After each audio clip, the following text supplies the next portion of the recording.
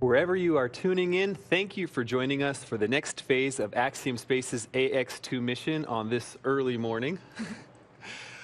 The AX2 mission is the second all-private crew to the International Space Station, dedicated to expanding access to low Earth orbit for all. You're watching the live approach and docking coverage of the AX2 mission as NASA, SpaceX, and Axiom Space begin close proximity operations with the International Space Station. Hello, I am Duke Brady, a multimedia specialist with Axiom Space, and with me is Kate Tice, Quality Systems Engineering Manager here at SpaceX. Our four-person Axiom crew will experience 10 days on orbit, 8 days on board the ISS. This webcast is a joint broadcast between NASA, SpaceX, and Axiom Space as we will walk you through the events of Dragon approaching and docking with the ISS and carry our coverage through to the welcome ceremony that awaits the crew once they are on board the International Space Station. The AX2 mission officially started yesterday, Sunday, May 21st, when the Axiom crew lifted off from historic pad 39A at 2:37 p.m. Pacific, 5:37 p.m. Eastern. The crew inside Dragon spacecraft is now in position to begin approaching the International Space Station. Now let's check in with the teams at Johnson Space Center who are actively monitoring Dragon Freedom's progress. Good morning, Kate and Duke, and welcome to the International Space Station Flight Control Room. I'm NASA's Leah Cheshire, and Dragon has been chasing down the International Space Station for almost 14 hours now since that launch yesterday, and we are just seconds away from the approach initiation burn.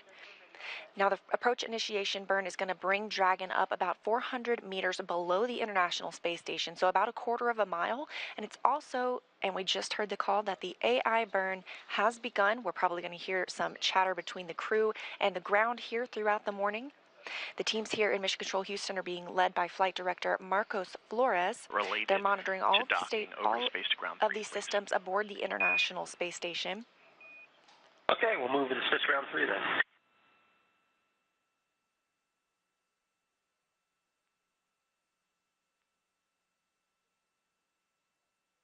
And to the right of Marcos Flores is our Capcom, Justin Cartledge. He is working with the teams aboard the International Space Station, speaking with the astronauts there. Again, the AI burn is underway. This is a firing of the Draco thrusters on Dragon. It's about a 90-second burn. And it's going to bring us up until we're about 400 meters. Suit downing and audio configuration. Copy that. 4.010 complete.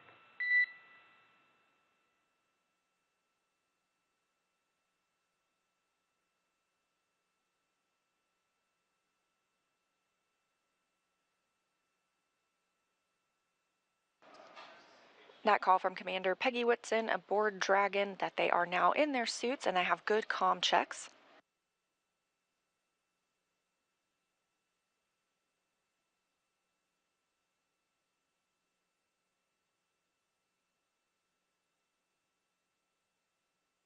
And we have confirmation of a good AI or approach initiation burn.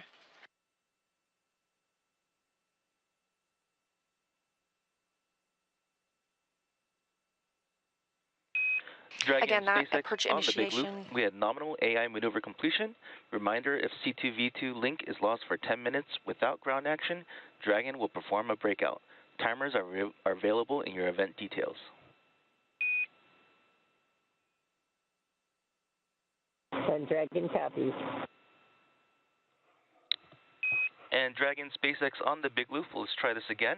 144K bidirectional link is established. Change your PTT destination to ISS and then initiate comm check with SpaceX, Houston, and station.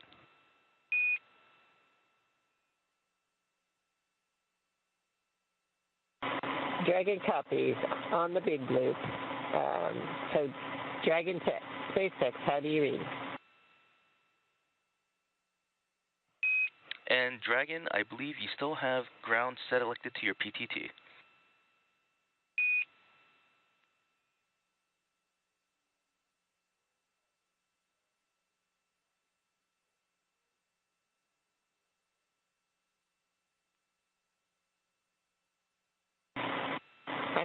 And with completion. Ground, or SpaceX ground, Dragon, how do you read us on the big loop?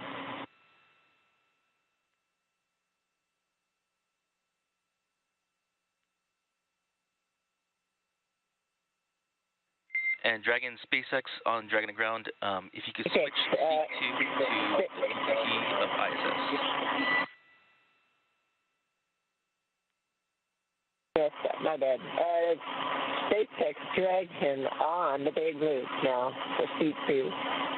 How do you read? And I have you 5x5 on the big loop. Excellent. And Station Dragon on the big loop. How do you read? Dragon Station has you loud and clear. Looking forward to seeing you guys. Likewise. And Houston Station on the big loop. How do you read? Houston read you 5x5. How me? We have you loud and clear as well.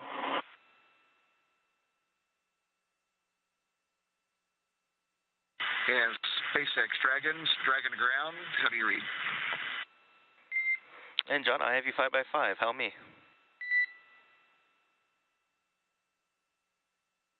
Sounds good, thanks.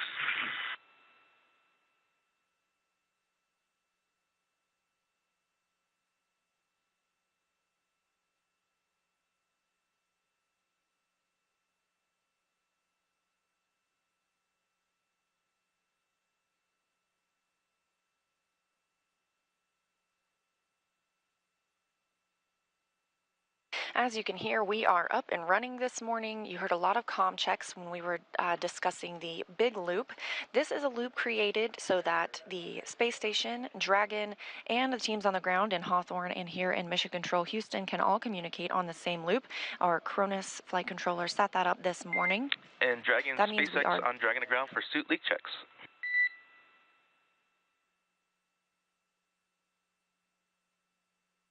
Dragon, go. Hey John, you have a go to perform 4.011 to start your suit leak checks.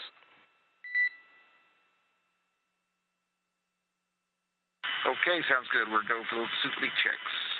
Dragon.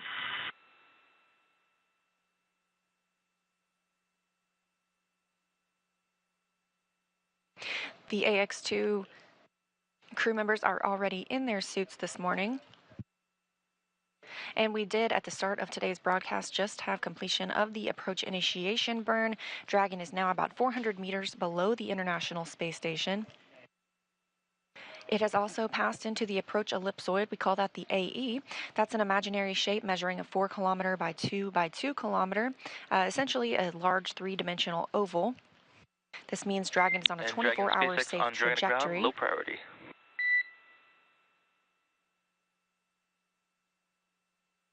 Dragon ready. Hey John, I was just wondering, did that echo resolve itself?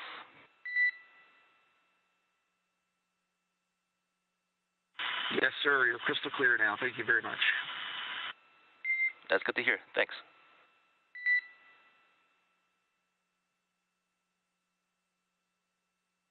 The crew reported hearing an echo just moments ago before we joined the broadcast today when they had multiple loops set up for communication, but now everyone is established and speaking on the big loop, meaning all teams involved can hear the communication. We are tracking docking to the Node 2 Zenith, or the space-facing port, this morning at the International Space Station at about 8:10 a.m. Central Time, 9:10 Eastern Time. So moving right on time.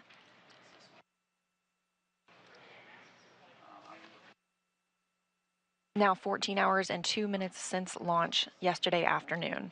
SpaceX Dragon, Dragon to Ground. We're ready to pressurize at 2.2.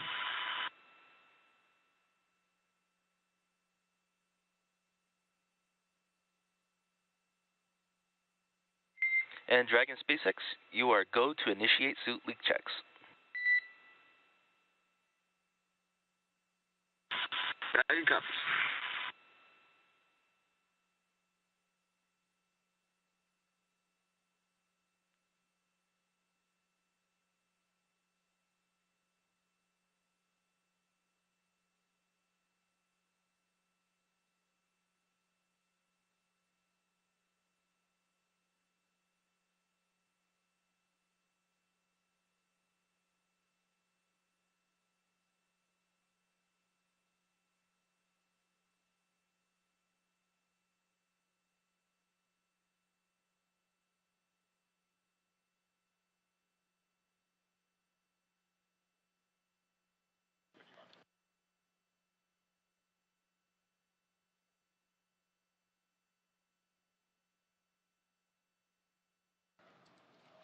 Again, we are here in Mission Control Houston this morning, monitoring Dragon's docking to the International Space Station, scheduled for 8:10 a.m. Central Time. We have teams in Mission Control Hawthorne monitoring Dragon's flight since launch yesterday as well, so I'm going to send it back to Kate and Duke. Awesome. Thanks so much, Leah. We did hear the call out that the crew got the okay to begin the suit leak check. As Leah mentioned before, they donned their suits a little bit ago, and that leak check is basically just inflating the suits a little bit and monitoring the pressure for a couple of minutes just to make sure that now that their suits are back on, all those zippers are in the right place and the visor is latched and locked and ready to approach. It's great. It's great to hear all those healthy comm checks as well. As the Dragon begins its approach to the space station, let's learn a little bit more about the AX-2 crew. The AX-2 mission is commanded by retired NASA astronaut Peggy Whitson. Born and raised in Beaconsfield, Iowa, she was inspired along with the world when she watched the Apollo 11 crew walk on the moon. She has since become the most experienced American astronaut and one of the most decorated. Whitson flew 3 long-duration missions to the ISS and has more cumulative time in space, 665 days, than any U.S. astronaut and more than any woman in the world. She has conducted 10 spacewalks with over 60 hours out in the vacuum of space and has performed hundreds of research experiments on board the ISS. Not only is she the commander for this mission, but Peggy also serves as the director of human spaceflight for Axiom Space. The pilot for AX-2 is private astronaut John Schaffner. Born in Alaska and raised in Kentucky, Schaffner is a STEAM education advocate, business pioneer, and lifelong space enthusiast. A pilot since the age of 17, John has over 8,500 flight hours holding commercial, instrument, single-engine, and multi-engine ratings in land and sea aircraft, as well as helicopter. He also holds ratings in former military jets and high performance. SpaceX Dragon ground. We show 4 good suit leak checks here. And ground concurs.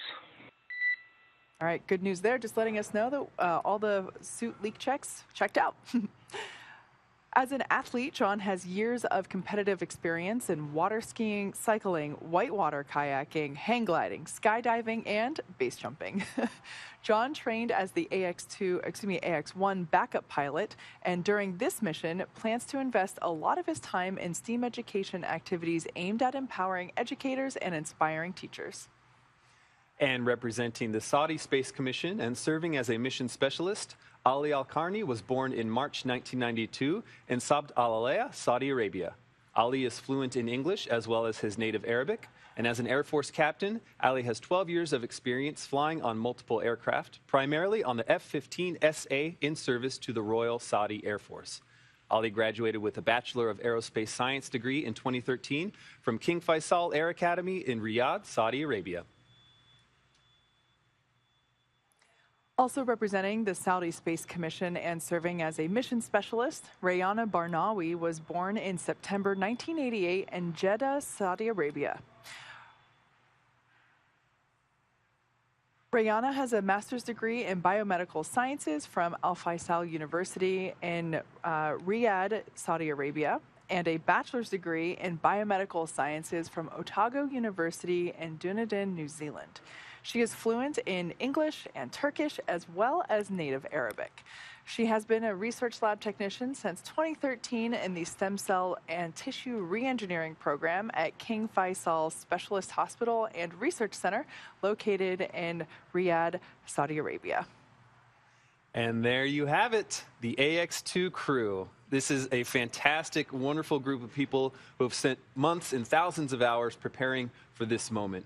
We are so proud of them, and it's so awesome to finally see them in space. Yeah, we had an opportunity to actually hear from the crew I was like about 3 hours after they made it to, after they got into space. That on-orbit media event was awesome. We got to see and hear from Peggy, John, Ali, and Rayyanah, and it was just so cool to see them floating around and spinning their water bottles and playing with the zero-G indicator. And yeah, it was just a lot of fun to see them play. It really was great. Now, today's crew, as we said, Peggy Whitson, John Schaffner, Ali al Qarni, and Rayyanah Barnawi have gone through extensive training around the globe to be ready for their 10 days in space. Each crew member has between 700 and 1,000 logged hours of time since mid-2021 dedicated to learning these SpaceX protocols, ISS systems, and to prepare for the science and outreach activities that they'll be conducting while in space. Private astronaut training is rigorous. To prepare the AX-2 crew for their mission, our teams here at SpaceX have spent the last several months teaching the crew about orbital mechanics, how to live in microgravity, and running simulations full of missions from inside our Dragon training capsules. The training program includes nearly 100 different lessons covering all aspects of the flight. And the list of training goes on. There's a lot more that they did, and we'll try to recap some of it. The AX-2 crew spent time in simulators to orient their bodies to the conditions that may be experienced during the course of the mission, including into a centrifuge right here, simulating higher G-forces. Alternatively, the crew also participated in a zero-G parabola flight that simulated the lack of G-forces to experience weightlessness. Seems awesome. But aside from the simulating gravitational forces they will experience over the course of their journey, they also underwent altitude training in a hyperbaric chamber. This training simulates high altitudes where oxygen levels are low, and the crew uses this to identify how their bodies respond to hypoxic situations, as well as recognizing those effects in their crewmates. To be ready to spend 8 days on board and working on the International Space Station, they've spent time learning from mission controllers, experts in safety and emergency ISS procedures, as well as the essentials to living on board the orbiting laboratory. Things like how to heat up your food, where to find all the equipment you need, etc. The goal is to be able to confidently complete every task on their timeline, but to also be contributing members of the space station as a whole as other astronauts carry out their duties. And to that end, this crew will be working in areas on the ISS that are owned and operated by other countries. So the crew traveled to Germany and Japan to be qualified on those systems. The European Space Agency's Columbus module was in Cologne, Germany, where they trained on systems and operations for daily tasks as well as responding to contingencies. Separately, to qualify for the Japanese Exploration Module, or GEM, the crew traveled to Tsukuba, Japan to learn from the instructors from the Japan Aerospace Exploration Agency. As you can imagine, international collaboration is a constant throughout this mission. So it's one thing to learn the systems of ISS, but it's just as important to understand how to live and work as a team in a shared space. And so the team spent 5 days training in the Human Exploration Research Analog, or HERA, at the Johnson Space Center. This is a confined experience that is designed to isolate the crew to build cohesiveness and teamwork. This experience included a chance to simulate work and research procedures, rehearse outreach efforts, and even respond to mock emergencies, all while living in close quarters, unable to leave. The team also spent time at the launch pad, in the suit-up room, and working through emergency procedures that might be necessary in the unlikely event of a pad abort scenario. That's right. That's right. Pretty cool to see. Absolutely. And you know, all of this training culminated in a final patch hanging ceremony at Johnson Space Center to mark the end of this crew's training. This is a tradition of NASA's that dates back to the beginning of the ISS 20 plus years ago. All that is to say this team is ready to go. And the last few months have all led to the here and now. What they accomplish on station is going to help write the guidebook for our next missions and how we coordinate efforts on our future Axiom station. Needless to say, this is also an important moment for those training crews as really they become a family and feel so connected after all of that time together. Now, on your screen, we have our first view of Dragon. This view comes to us from the International Space Station. We can see the lights blinking, indicating its location, and this is the furthest away it will be on camera. So it is approaching the International Space Station. For those of you that have just recently joined us, we had confirmation that the crew completed their suit leak checks, and those leak checks looked good. So they are in their seats, they're strapped in, and they are monitoring the progress of their approach to the International Space Station. This is what traffic looks like at the ISS. Very true.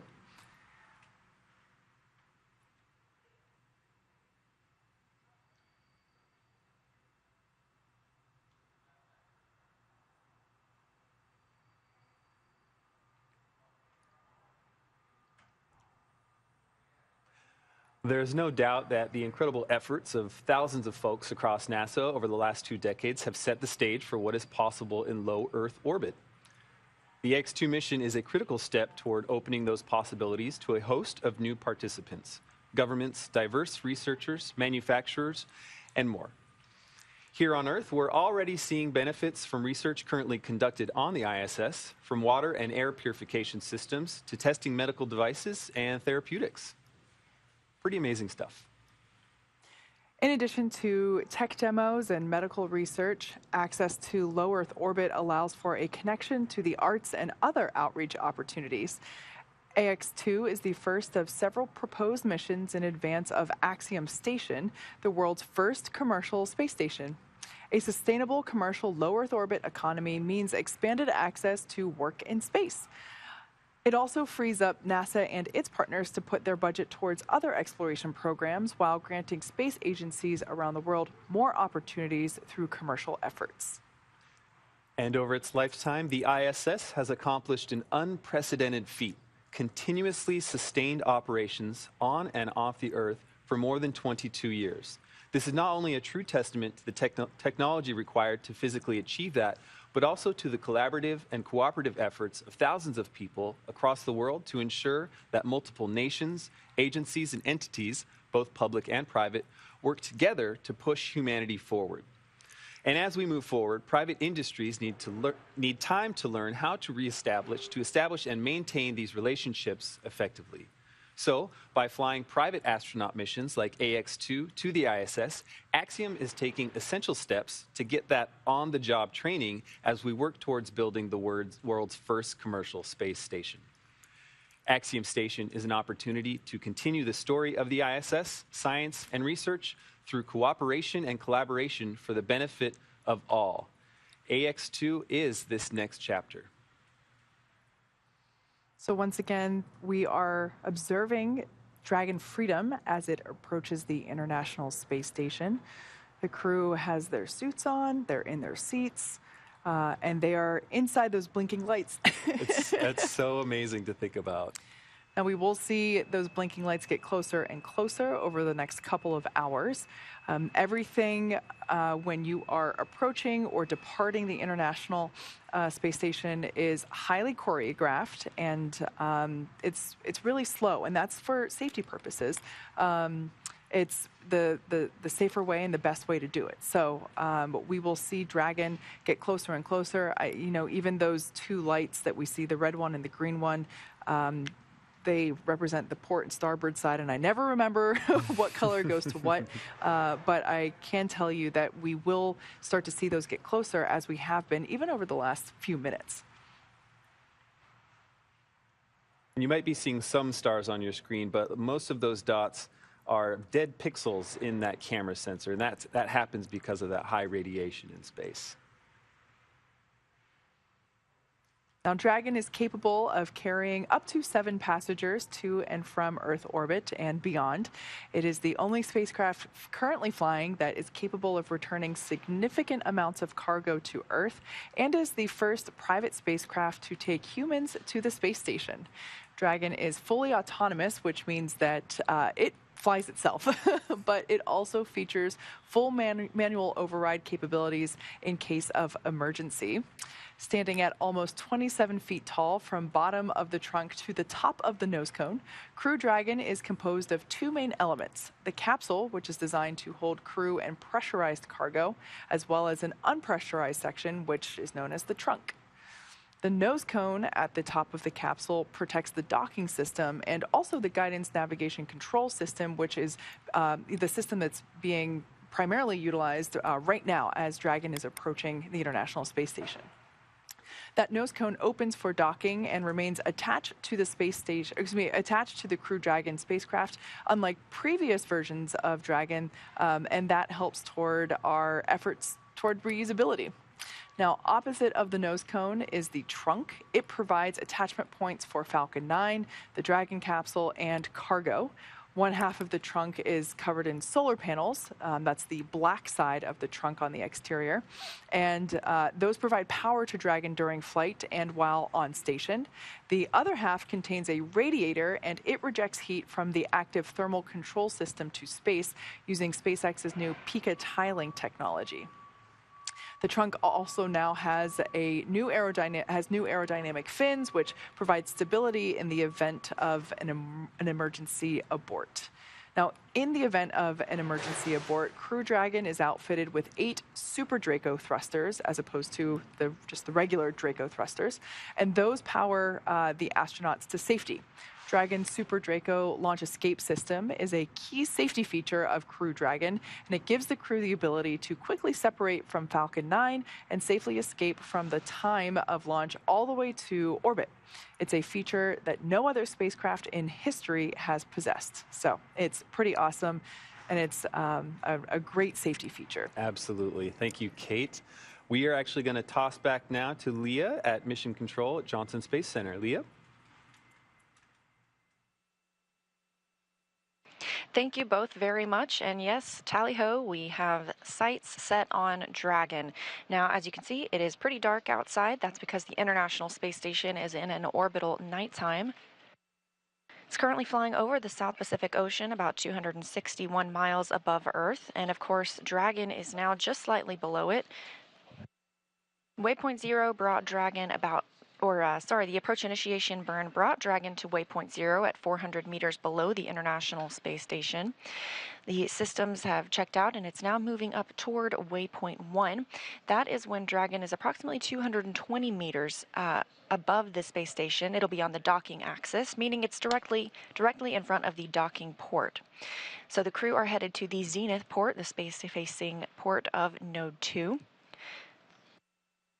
And the other Dragon that's currently on board, which brought the Crew 6 crew earlier this year, that is docked to the forward port of the Harmony module. As you can see, we go in and out of receiving feeds from the International Space Station. That happens when we go through satellite handover periods. The International Space Station is orbiting Earth and seeing a sunrise and a sunset every 45 minutes. So we constantly hand over to different satellites that receive the feeds from the station and send it back to us on the ground. So you'll see that a little bit this morning. After we reach waypoint 1, we will pause until Dragon gets the go to move into waypoint 2. That's when they're only 20 meters away from the International Space Station, and the spacecraft is focused on aligning its docking system with the International Docking Adapter. Slow and steady wins the race at this point in the mission. Right now we're moving at less than 5 miles per hour. And as we move in from waypoint 2, we'll be moving even slower. We may hear the call-out chop at a little less than 30 seconds before docking. That's the crew hands-off point, when any aborts need to be done automatically by Dragon. And of course, we are tracking docking to come in at about 8:10 a.m. Central Time this morning. The crew are in their suits. They have completed good suit leak checks, everything continuing to move along very smoothly today.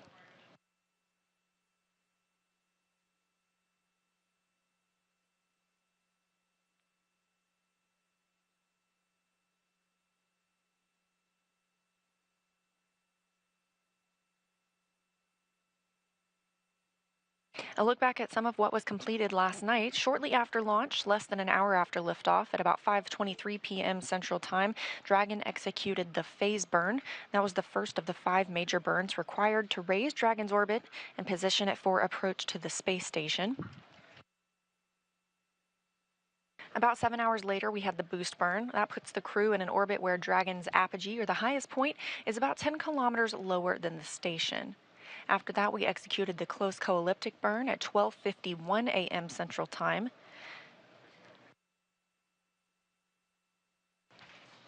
The close burn puts Dragon on an orbit roughly co-elliptic with the space station. That means it is roughly 10 kilometers lower than the station the entire way around the Earth, instead of just being 10 kilometers below the station at apogee, or its highest point.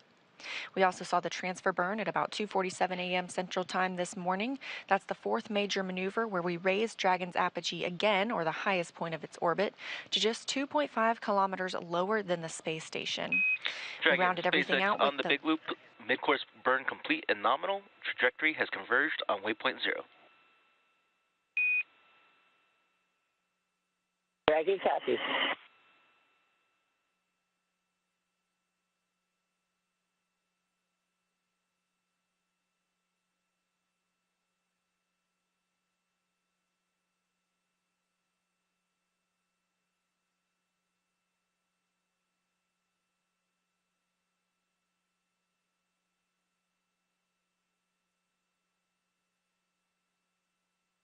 And we just heard confirmation of a good mid-course maneuver. That's about halfway through the journey to waypoint 0 to make sure Dragon is positioned right under the station, again about 400 meters below. So confirmation that they did indeed conduct a mid-course maneuver this morning, and everything continues to look good for Dragon. We are in integrated operations. This happens when Dragon gets closer to the space station, specifically when they enter the approach ellipsoid, that 4 by 2 by 2 kilometer invisible boundary around the International Space Station. This helps us govern all arriving and departing visiting vehicles, whether they carry cargo or crew.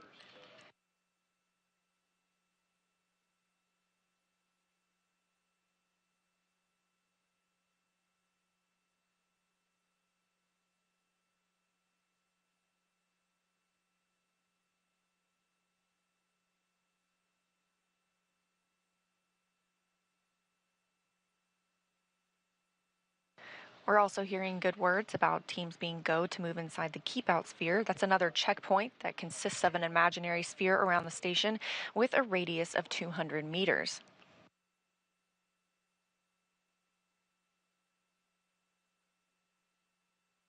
The keep out sphere carries a similar requirement on the orbital trajectory that if Dragon were to somehow lose control of its thrusters, the space station would be safe for 4 orbits or about 6 hours. However, everything looking good on Dragon this morning. Again, we're in an orbital nighttime. This view coming from the International Space Station as we are tracking Dragon and its approach to the orbiting laboratory.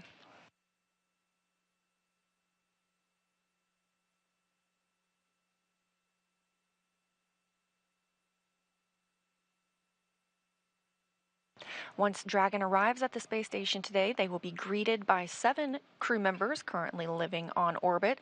That includes NASA's Frank Rubio, Steve Bowen, and Woody Hoberg, Sultan Al Nayati of the United Arab Emirates, and Roscosmos cosmonauts Sergei Prokopyev, Dmitry Petelin, and Andrei Fedyaev. That'll bring our crew up to 11 for the next several days. We are looking at about an 8-day docked mission for the AX-2 crew, about 10 days in orbit in total.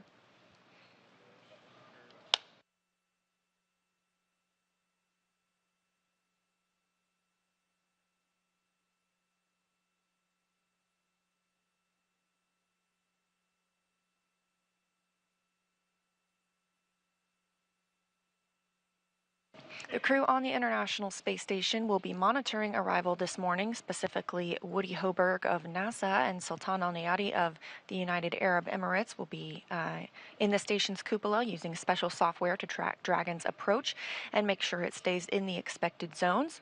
Once Dragon is docked, Hoberg will be our prime to start those hatch opening operations. He will start by opening the large hatch on the Node 2 forward, or Node 2 zenith that is, giving him access into the pressurized mating adapter. They'll then pressurize the vestibule, and that's the small space between the hatches on the Dragon and space station. Of course, the vestibule is exposed to vacuum prior to docking, Houston, so the crew... on the big loop, Dragon range is approximately 1,000 meters. Monitor long-range approach per steps 1 to 4. In 1.102, Dragon approach and retreat monitoring. ISS crew is now primed for vehicle approach monitoring.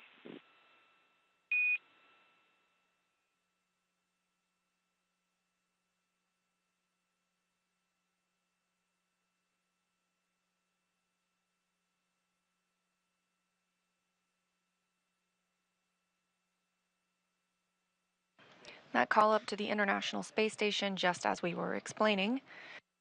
They are primed to monitor the arrival of the AX-2 crew today. Again, we're heading toward waypoint 0. That's the 400 meters below station mark. We are now 950 meters from station, closing in at about 2.9 miles per hour. Hello, Zen Station copies.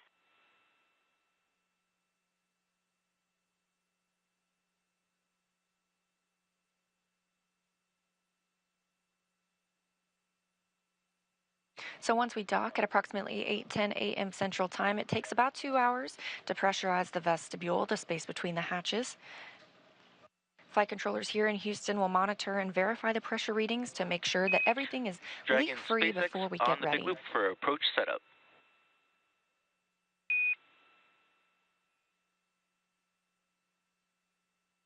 Go ahead on the big loop for approach setup. Ground has pulled go for approach 0 and will be enabling the maneuver shortly. Expected maneuver start time is per your forward displays. Reminder that Dragon will continue through waypoint 1 to waypoint 2 without stopping at waypoint 1.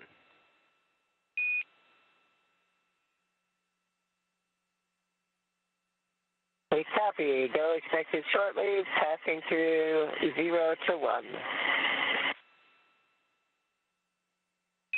Good to be back.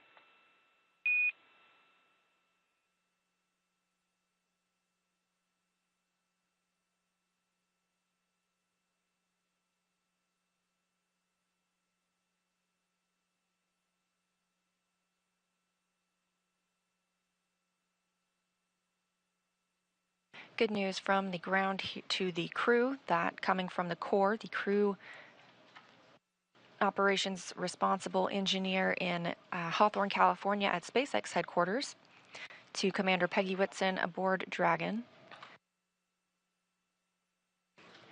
The team will not have to pause at waypoint 1. Sometimes there's a pause associated there so they can check out all systems, but things are looking good this morning to continue through. Dragon now 800 meters away from the space station. The International Space Station crew members have been preparing for arrival of Dragon by moving and setting up some laptops as well as crew alternate sleep accommodations. Again, we will have 11 crew members. Feels like a full house aboard the station once the AX2 crew arrives today. Teams also will do things like feather the solar arrays or maneuver them so that they avoid any plumes from Dragon once it gets closer to the station. It's also been a busy time on the space station with another variety of activities, including a port relocation. Just a couple of weeks ago, the Crew 6 crew boarded their Dragon spacecraft and moved it from Zenith, the space-facing port on Node 2, to the forward-facing port. So that is where the AX2 crew will dock today, to that Zenith port. However, the maneuver was to prepare for the arrival of CRS-28, the 28th commercial resupply mission from SpaceX to the International Space Station. That will bring with it some new solar arrays. Those are called International Space Station rollout solar arrays, and those are stored in the trunk of Dragon. That Zenith port, it makes it much easier for the Canadarm2 to help retrieve those IROSAs for eventual installation on some spacewalks later this year. We've had a handful of spacewalks happen over just the last few weeks at the space station, including 3 Roscosmos spacewalks to move and connect and deploy a radiator, as well as Houston, 1 station NASA spacewalk to... Just reporting per block 1, vehicle in sight. Houston copies.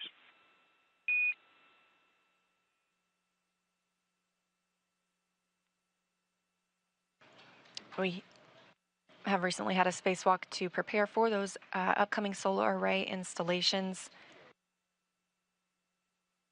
And hearing confirmation from the crew aboard the International Space Station that they themselves also have their sights set on the approaching Dragon.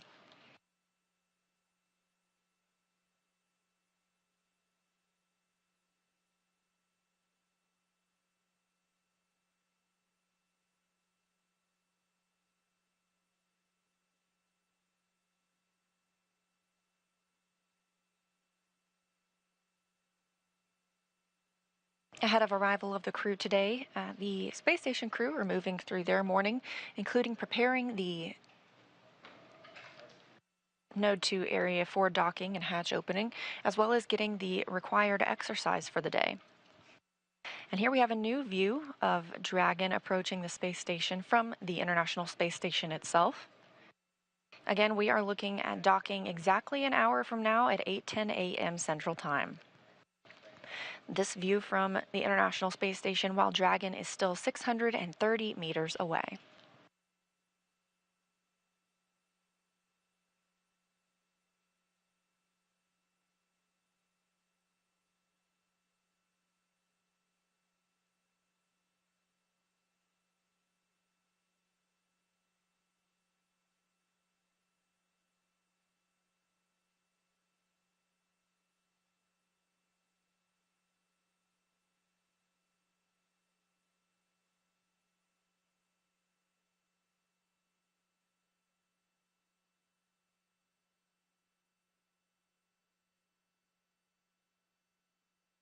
Again, this is an entirely autonomous flight for Dragon. The crew aboard has been trained that they can take over if needed. However, things continue to move smoothly this morning. The crew off-duty time ended at 5:30 a.m. Central Time. The crew got suited up shortly after, and the big loop was configured, meaning that team members here in Houston can speak with teams in Hawthorne as well as on the space station and on Dragon on one big communication loop rather than on various different loops.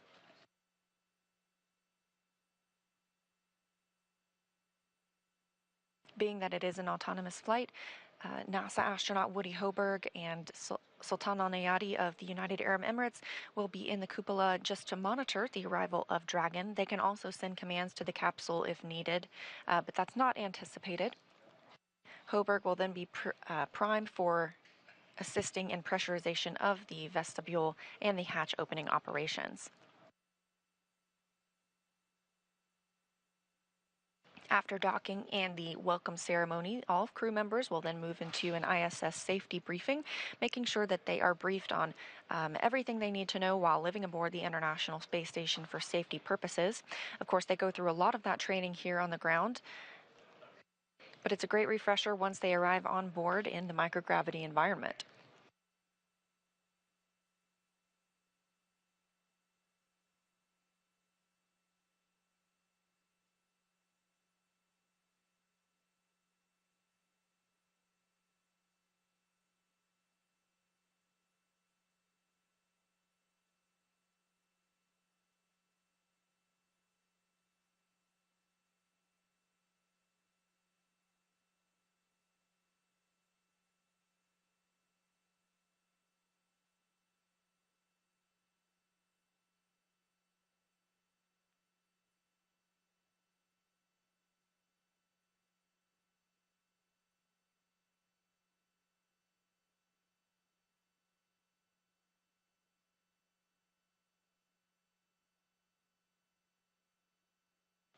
You might have seen a little bit of lighting change. We are now entering into an orbital daytime. Again, we see 16 sunrises and sunsets a day aboard the International Space Station, moving at 17,500 miles per hour, giving us an even better view of Dragon as it gets closer, now about 500 meters from the orbiting lab.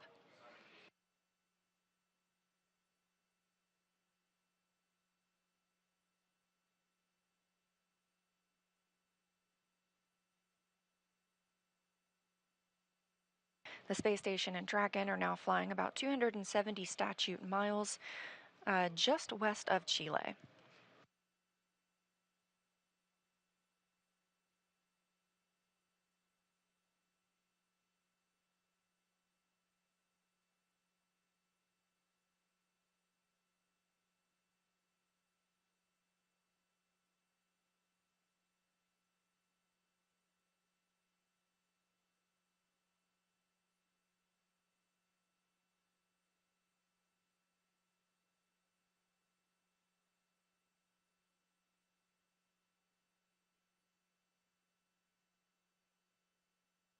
Again, we're heading toward waypoint 0. That'll be at 400 meters below the space station.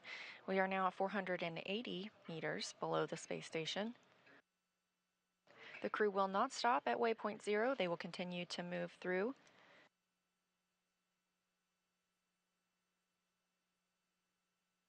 Once they make their way to waypoint 1, There will be a continued go, no go to allow Dragon to begin its approach to waypoint 2. That's located inside the keep out sphere about 20 meters away from the space station. We do not have to hold at waypoint 1. All of the systems have checked out, and so we have that opportunity to continue moving toward waypoint 2. However, we do conduct a hold at waypoint 2 just to make sure Dragon is completely aligned with the international docking adapter on the Node 2 Zenith or space-facing port.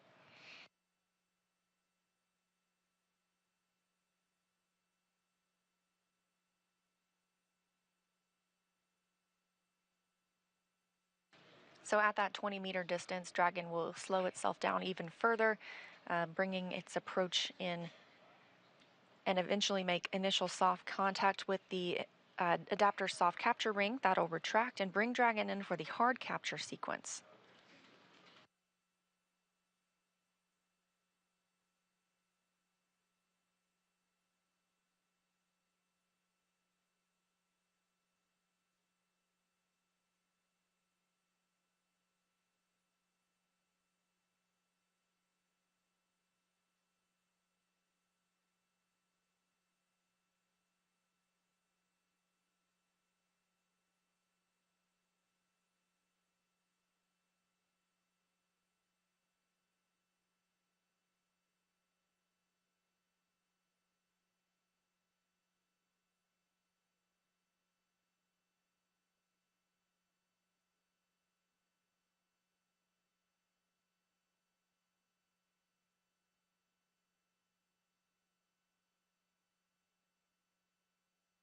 Now less than 450 meters away from the International Space Station. Again, we are in integrated operations with teams here in Mission Control Houston monitoring Dragon's approach to the International Space Station, along with teams in Hawthorne, California.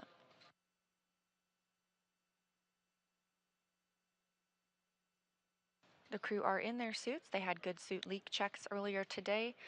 They also are seated. We have them get in their suits and their seats during dynamic phases of flight. Even though it looks like Crew Dragon is moving slowly, we want to make sure that they are in their suits as a precautionary measure during the docking process. They had an opportunity to get out of those suits, have some free time. As Kate and Duke mentioned earlier, they were able to call down to the ground last night and discuss what it was like to be in microgravity. They also had a chance to get some rest, maybe eat some meals, and then eventually their crew rest time ended at 5:30 a.m. Central this morning.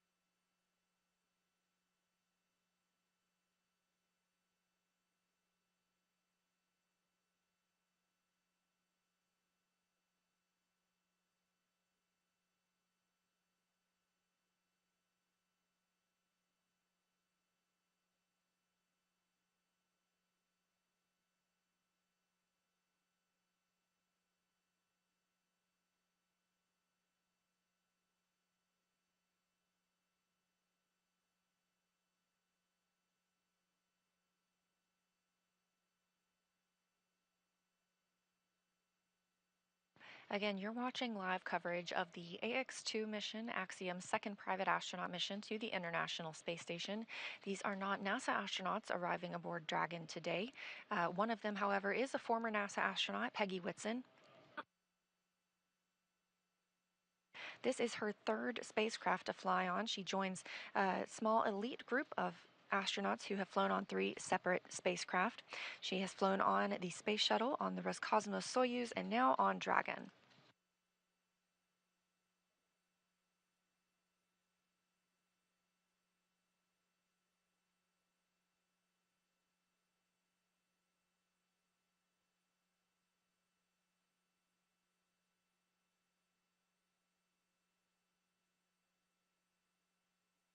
Since NASA opened up the space station for commercial activity in 2019, we've continued to work with private industry to prepare for the future of low Earth orbit. And our long-term goal is to be not just the provider of a low Earth orbit destination, but to be a customer. We want to be one of many customers purchasing commercially owned and operated services. So we need to work together today to ensure this path of tomorrow. Enabling these private astronaut missions helps us to refine and mature any of the processes we need for that future. So our NASA astronauts are working side by side with Dragon private and SpaceX national on the Big Loop. astronauts. Approach 0 has started and trajectory has converged on waypoint 1. Expected arrival at waypoint 1 is per your forward displays. Dragon copies.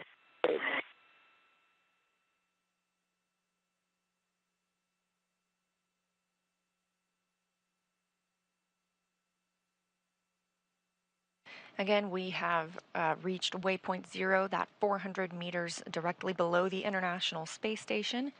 Coming up, we are going to move from waypoint 0 to waypoint 1, pausing at that distance of approximately 220 meters, putting Dragon on the docking axis, meaning it's directly in front of the docking port.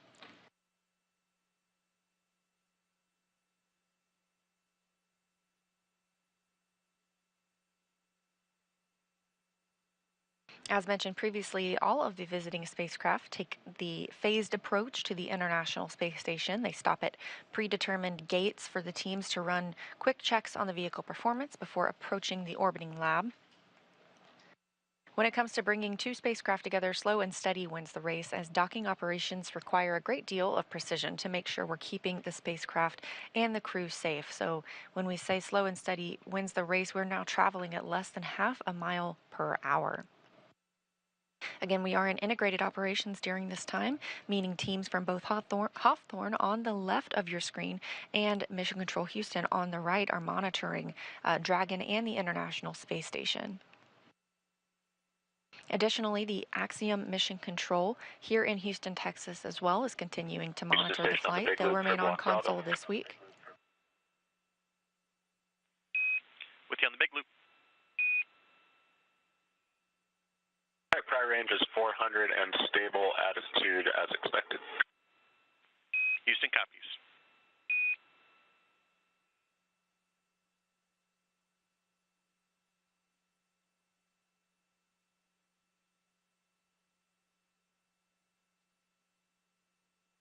The Axiom team will work with the AX-2 crew aboard the space station this week to ensure all of the payload operations that they'll be conducting, as well as any of their downlinks with team members on the ground, as well as media and potentially some STEM outlets, will be executed smoothly.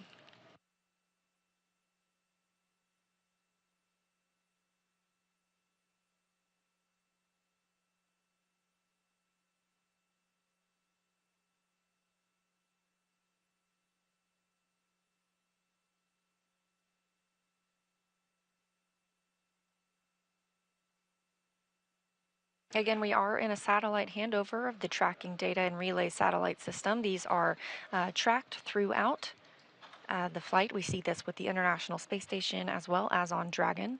Multiple different customers around the world use these satellite systems.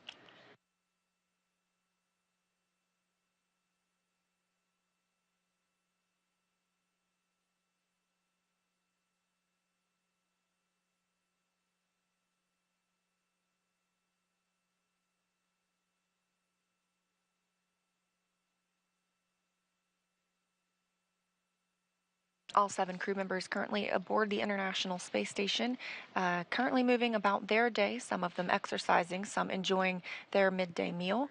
Others are working on various payloads and scientific research aboard the International Space Station. There are some constraints as we move into integrated operations, specifically during docking, and once the spacecraft is soft docked, there will be an exercise constraint. We don't want any additional loads imparted on Dragon, so any vibrations that can be caused from using, say, the treadmill or the stationary bicycle, we want to keep that from, again, imparting those additional loads to ensure a safe and smooth docking for Dragon. So the crew will be asked and are not timelined to perform any workout activities during that time.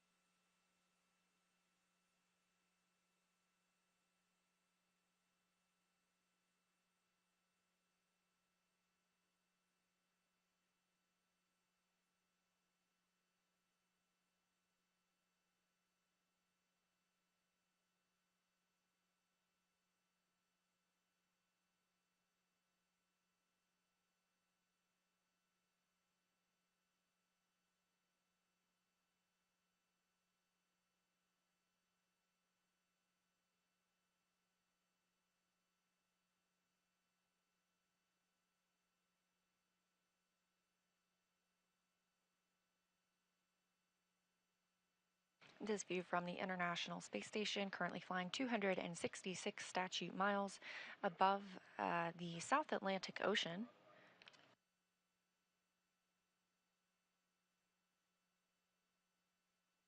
Dragon is about 400 meters away from the space station. Again, we reached waypoint 0 and have the go to move to waypoint 1, which will put us 220 meters from the space station above the docking or on the docking axis above the Node 2 Zenith port. After we reach waypoint 1, we'll move into the keep out sphere. That's the 200-meter sphere with a radius of 200 meters around the International Space Station. Again, this is an invisible boundary but helps us monitor all vehicles that arrive and depart the orbiting laboratory.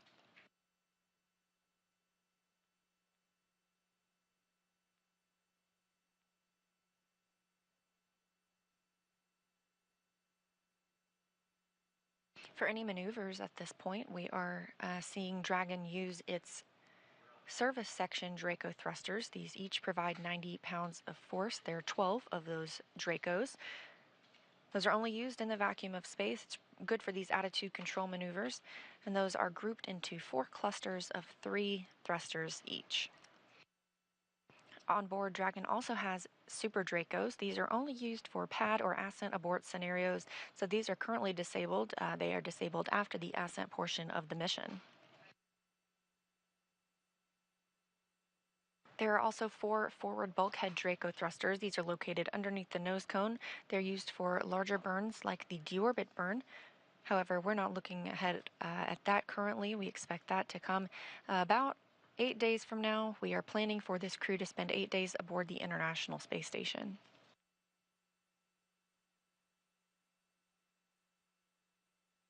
Also located underneath the nose cone is the docking hatch. This is the portion that will dock to the International Space Station and the hatch that crew members will use to float in and out of Dragon. This is in contrast to the side hatch that the crew used to board the spacecraft yesterday, that they will also use to depart the spacecraft after splashdown and being pulled aboard the SpaceX recovery ship.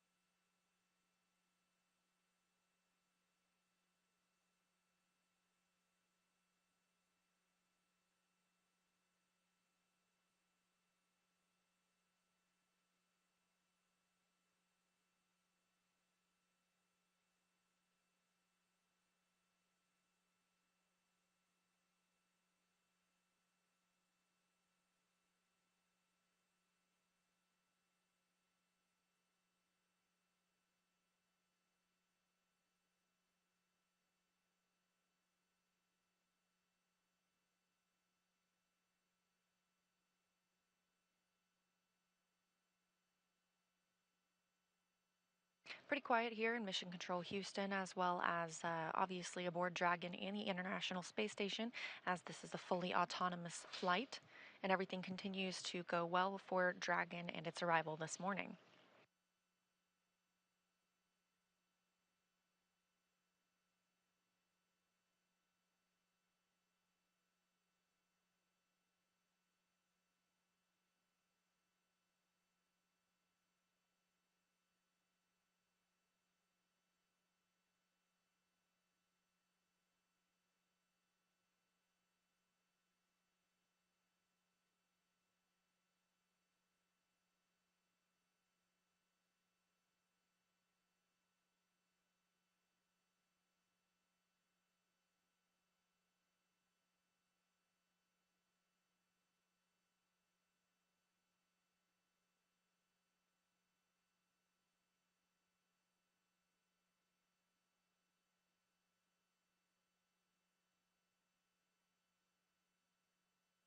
Again, Dragon has reached waypoint 0 and is making its way to waypoint 1, 220 meters above the International Space Station and its intended destination this morning, which is the space-facing hatch on Node 2. So with that, I'm going to send it back over to Hawthorne for a status update. Kate and Duke? Thanks, Leah. Continuing to follow Dragon's progress as it gets closer and closer to the International Space Station. We're now just 0.45 kilometers away from the ISS. And as Leah mentioned, slow and steady wins the race. Now, there are teams supporting this mission from multiple locations. This is Johnson Space Center, located in Houston, Texas. This mission control room is staffed 24 hours a day, 7 days a week, 365 days a year. Team members are trained in a variety of disciplines and monitor all station systems. In addition to this control room, we have the mission control room here at SpaceX headquarters in Hawthorne, California. That's the view there on the left-hand side of your screen. That is where our teams are monitoring Dragon and checking in on all of its systems. And then, of course, the Axiom control room on the right-hand side. Yeah, right there for Axiom Space. Our team is there at Mission Control in Houston as well. It's pretty fantastic. From this secure facility, we have live access to all the voice, video, and data from the ISS and can work alongside their NASA counterparts to run on-orbit operations and monitor every aspect of the mission in real time. It's led by what we call our AXL, or our Axiom Operations Lead. And there are various positions around the room for research, communications, medical, integration, stowage, timeline operations, etc. It's a pretty significant step in our journey as a company to expand access to low Earth orbit, as it's only the 12th ground segment partner for the ISS program. So through this facility, we are enabling our customers in the global community a front row seat to the work being done on station. So as you can see, lots of people supporting this mission from all different locations. It really is a team effort to execute these integrated operations successfully. And part of the reason is, as you can see, it's not just the 4 crew members that are inside Dragon Freedom right now approaching the space station. It's the whole integrated International Space Station team as a whole. Once the AX2 crew arrives on station, there will actually be 11 crew members total, and it's going to be pretty exciting. Like Leah said, a full house, but the AX2 crew is going to be super busy. They have a lot of science and research planned, and they will also be contributing to the station as well as the other crewmates that are up there with them. Absolutely. This crew has a very full schedule while on station, and actually a lot of that time will be focused on some pretty fascinating efforts. For the sake of this conversation that we'll have right now, the science that they're doing is organized into a few categories like life sciences, physical sciences, tech demonstrations, etc. So with physical science, this includes some radiation protection research as well as some storm-related research, helping to create rain, cloud seeding, really fascinating stuff like that, and as well as enhance our understanding of dangerous thunderstorms. There's actually a phenomenon called transient luminous effects, which are upper atmospheric lightning or ionospheric lightning.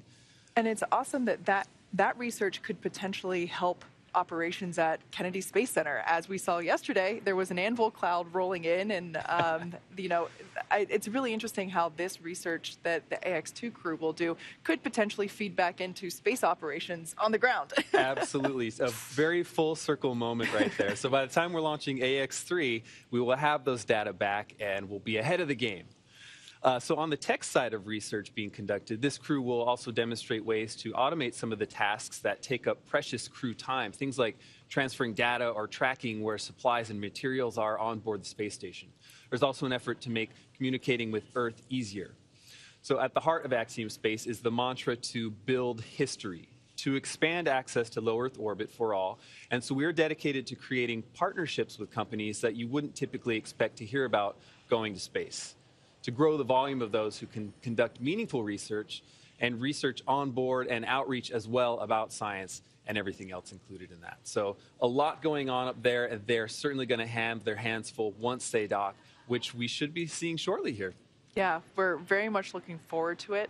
Look at this. This is our first view inside the Dragon capsule. I love this view. So on the left-hand side would be our commander, Peggy Whitson, and on the right-hand side of that view was pilot John Schaffner. Now, this view is also very cool because this is looking at the International Space Station from the Dragon. What a great shot. Yeah, it's just incredible that we can get these live views and see what Dragon is seeing as it is approaching the ISS. I love living in the future. Like we've mentioned before, we are heading to the Node 2 Zenith port this morning. We have passed through waypoint 0, which is the 400-meter mark, which is 400 meters away from station. We're heading up and around over the station to waypoint 1, which is about... Dragon station on the big loop. Expect reconfiguration of the C2V2 return link shortly.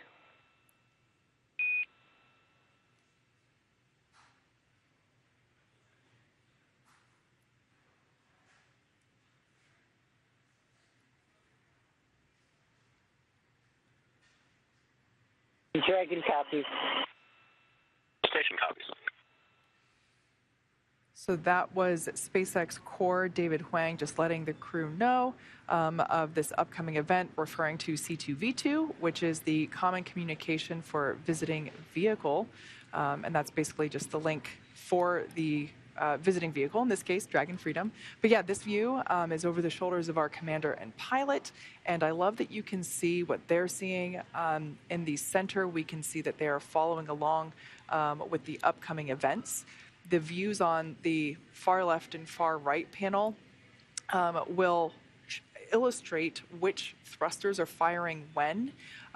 So I don't really see any, we can see a little bit of light flashing. So if you look at the far left panel and the upper right-hand corner, we saw some illumination there indicating that the Draco thrusters were firing. And one thing that I love about our views as we get closer to the International Space Station, the views that we will get from the ISS looking at Dragon, we should actually be able to see those Draco thrusters firing as Dragon is autonomously steering itself toward that Zenith port.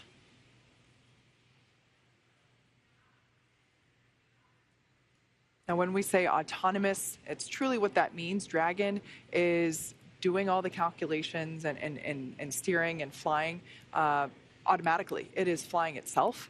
That being said, our pilot, John Schaffner, has the capability to take over manual control at any time if necessary.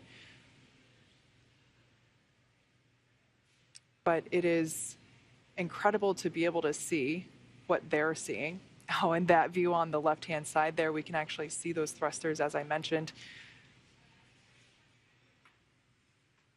It almost looks as if Dragon is like spitting out a little bit, and it's just really cool to be able to see that propulsion system in action as Dragon is flying itself to that Zenith port. And I love it with those two views that we just had because it's Dragon looking at station as well as station looking at Dragon, which always kind of reminds me of the Spider-Man meme of them pointing at each other. It's a very meta moment. In that image on the right, you see our commander, Peggy Whitson, on the left, pilot John Schaffner on the right, and out of frame, our mission specialists, Rayyanah Barnawi and Ali al Qarni. Likely also monitoring all these events. Everyone on board this Dragon is probably very, very anxiously awaiting this moment of docking.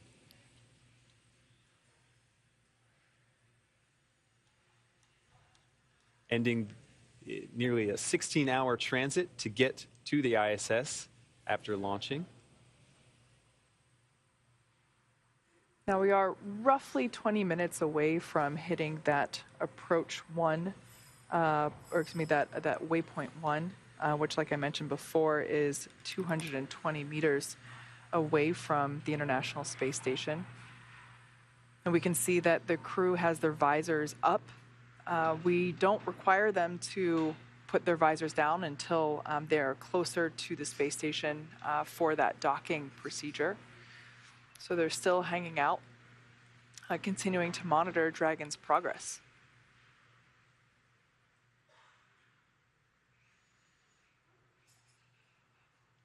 As we said before, once the 4 Axiom 2 crew members get on station, they're going to be there for 8 days, and they're going to be very busy. When you're on station, your schedule is packed with science and research, sleeping. Your sleep periods are scheduled to ensure that everybody's getting appropriate rest, your meal times, and then, of course, you have to build in some exercise time as well. But yeah, the crew will be very busy once they get on station. So these final moments before they actually arrive might actually be very calm and restful because, like we said before, the crew right now, they are monitoring, they are keeping an eye on Dragon systems, and of course keeping in contact with the integrated operations teams from all 3 mission control centers that we mentioned before. Once again, this is a live view of the International Space Station from Dragon. It almost looks fake. It's so clear and beautiful.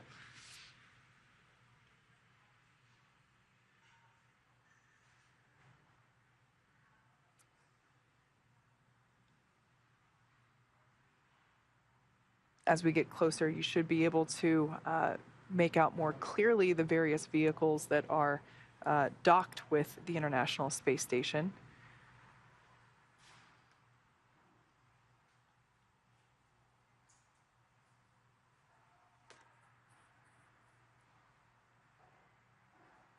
Once we get closer, I definitely want to keep an eye on to those various ports. As we mentioned, we did a port relocation maneuver for the Crew 6 capsule. Dragon station on the big loop. C2V2 link reconfiguration complete.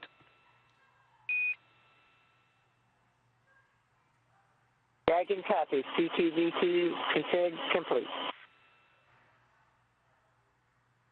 As I mentioned, we did a port relocation maneuver for the Crew 6 capsule, which is Dragon in Denver. It was relocated to the Node 2 forward port, and we should be able to see that as we get closer. And I just love it when there is a Dragon capsule getting a view of another Dragon capsule that is on station. We had that view during the Crew 6 docking, if I remember correctly. So this is a live view coming to us from the International Space Station of Dragon Freedom as it approaches.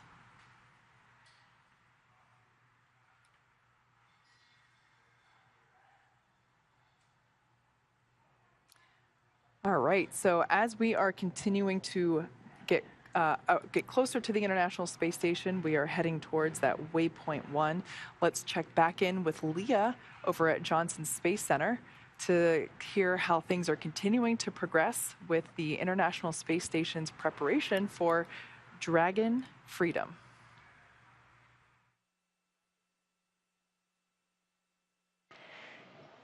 Hi, Kate. Hi, Duke. Thanks for carrying us through a little bit of that. And yes, that's no moon. That is Dragon approaching the International Space Station.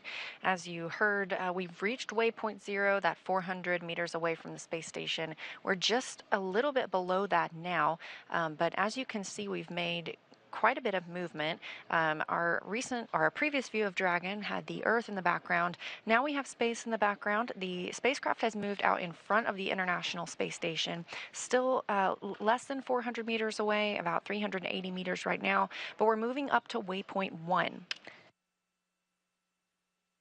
And again, waypoint 1 is about 220 meters away from the space station. It'll be directly above that Node 2 zenith or space-facing port.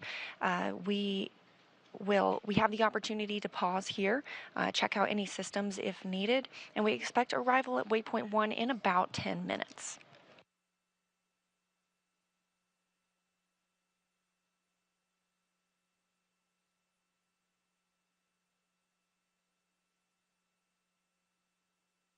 Once Dragon reaches waypoint 1, the next stop is waypoint 2. That is only 20 meters away from the International Space Station, so that's when we hope to get that crystal clear view of Dragon Freedom and its 4 crew members inside. We do conduct a hold at waypoint 2. This is to make sure that we are properly aligned with the docking target on Node 2, also known as Harmony. After reaching waypoint 2, Dragon will slowly but surely move in and dock with that port, conducting a soft capture first before the hooks begin to drive and complete a hard capture. Then it takes about 2 hours until Dragon hatches are ready to be opened and the 4 new crew members make their way aboard the space station.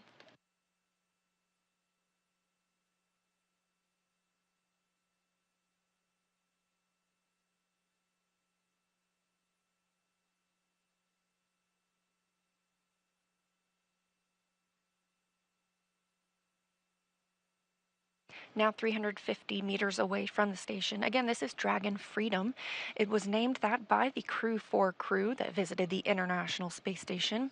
Spacecraft keep their names after being named by the crew, so this one will always carry the name Freedom regardless of who's flying on board.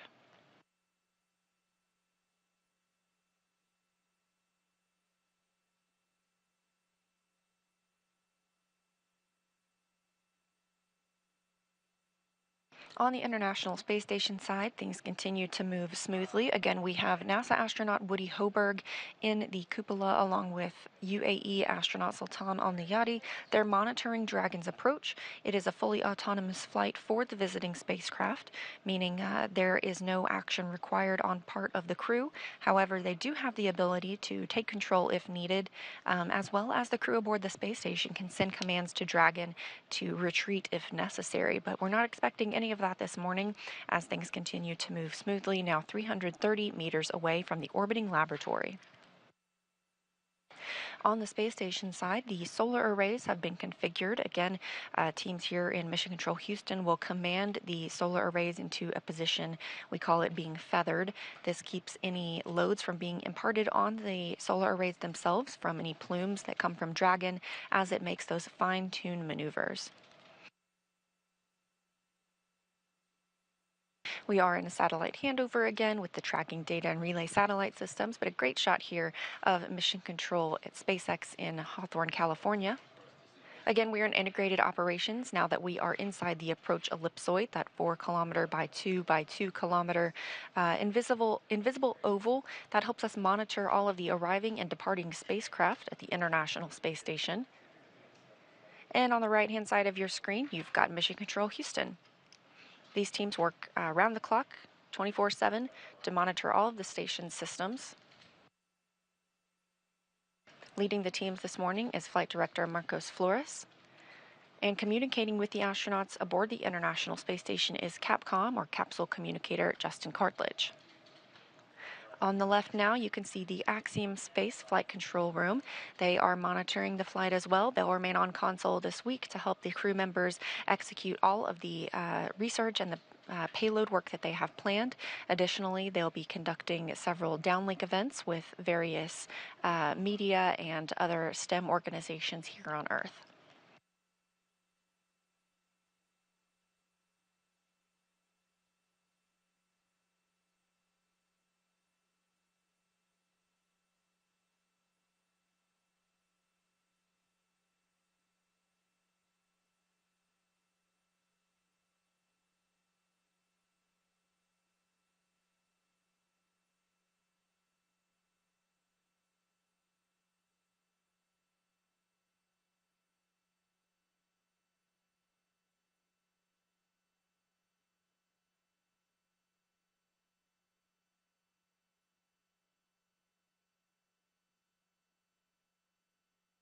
Now just 290 meters away from the space station and closing in.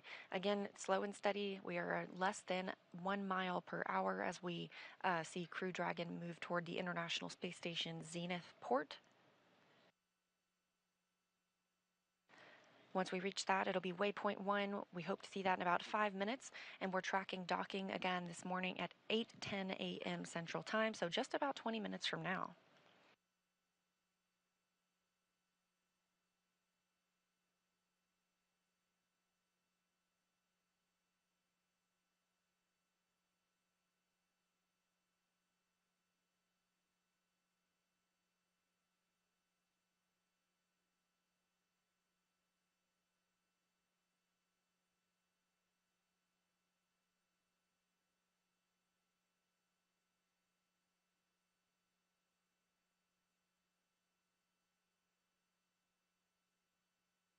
So look back at what has brought Dragon to this point.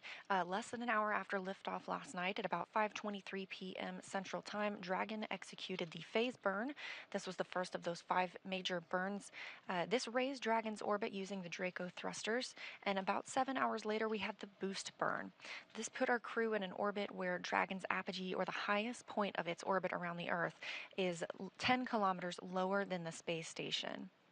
After that, we execute the close co-elliptic burn, and this puts Dragon on an orbit roughly co-elliptic with the station. So it means it maintains that orbit about 10 kilometers lower than the station all the way around instead of just at apogee. The transfer burn occurred at about 2:47 a.m. this morning, Central Time. This is where we raised Dragon's apogee. Again, that's the highest point of its orbit, to just 2.5 kilometers lower than the station. We want to make that co-elliptic one more time, so we round that out with the final co-elliptic burn. That was at 3:34 a.m. Central this morning, maintaining the constant orbit about 2.5 kilometers below the station. We also saw the approach initiation burn just at the start of today's broadcast. This really begins the final stages of Dragon's rendezvous with the station, and we started integrated operations between the Dragon control team in Hawthorne and the space station flight controllers here in Mission Control Houston. This approach initiation brought us up to waypoint 0. Waypoint 0 is 400 meters below the station. This is the first checkpoint during the approach. We have now entered the approach ellipsoid, that first boundary of monitoring the arrival and departure of visiting vehicles. Of course, we didn't even have to hold at that 400 meters. All of the systems checked out, and Dragon has continued its approach to waypoint 1. This happens when we are about 220 meters away from the space station. We're currently 240 meters away, so we're getting very close, and that 220 meters at waypoint 1 puts us on the docking axis, meaning it's directly above the docking port. So we're heading toward the zenith port of the International Space Station's Node 2 module, also known as Harmony. Currently docked to the forward port, we have Dragon Endeavour, which brought the Crew 6 crew. So once Dragon is only 20 meters away... on the big loop, approach 1 and soft capture ring extension will begin shortly. Dragon will continue approach to waypoint 2. Reminder that manual impulsive retreat recovery is not permitted.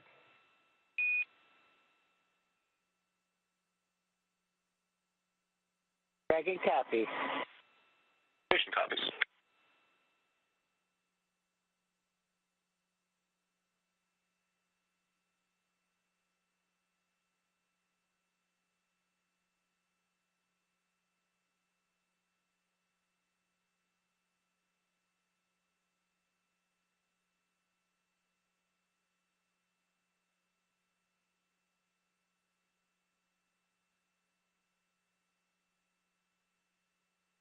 And confirmation that the spacecraft has arrived at waypoint 1. Again, we have the opportunity to hold here. It's 220 meters away from the International Space Station, specifically in line with the docking axis on the zenith port of Node 2. And you can see some of those thruster plumes coming from Dragon as it fine-tunes its approach using those service section Draco thrusters.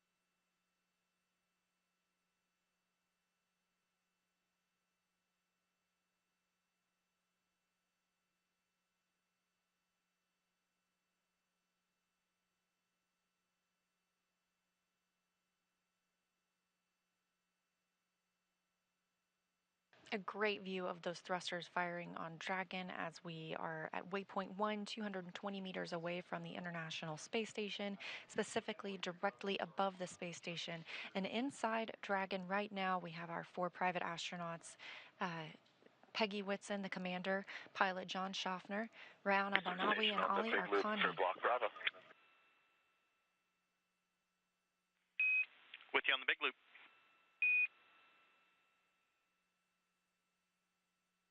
Pri range 208 meters and decreasing attitude as expected.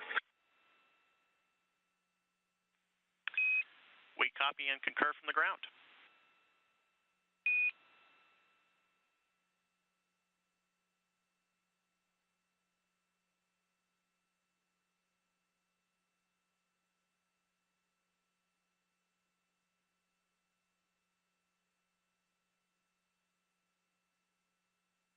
Beautiful view for a moment there.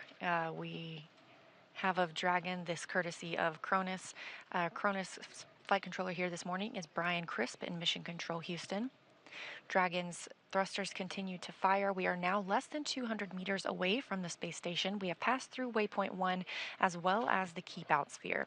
And the keep out sphere is that 200 meter radius around the International Space Station, another invisible boundary that helps us monitor our arriving and departing vehicles.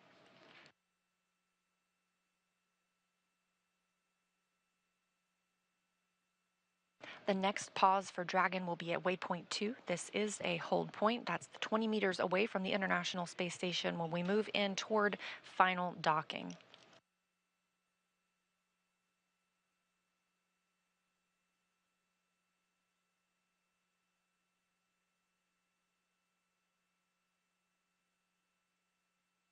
In this view of Dragon Freedom, you can see the hatch or the nose cone is opened and a good view of those 4 forward bulkhead thrusters. Those are used for the larger burns. We are now using the 12 service section Draco thrusters. These are for more fine-tuned attitude maneuvers, especially as we get closer to the International Space Station. The nose cone protects those thrusters as well as the docking mechanisms aboard Dragon.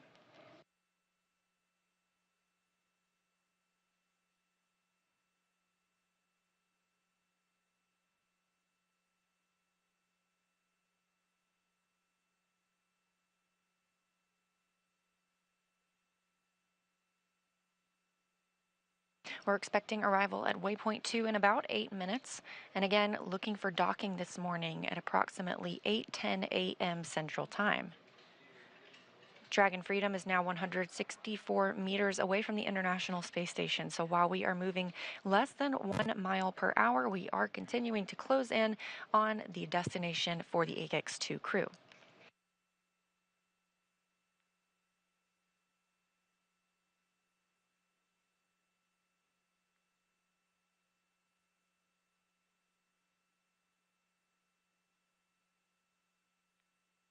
SpaceX Dragon on the big blue. Visors are closed for all 4 crew.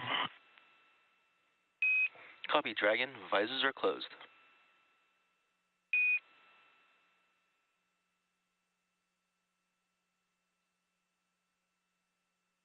As we've mentioned earlier, the AX-2 crew are in their suits and in their seats. We got that view over their shoulders this morning. They do not have to wear their suits for the entirety of the flight. When they are not in these dynamic operations periods, they are welcome to take those off and get into some more comfortable attire specifically for their sleep portion of their flight. However, now they are in their suits. They've conducted suit leak checks through the umbilicals that connect to the spacecraft itself. These also provide communications and cooling for the astronauts.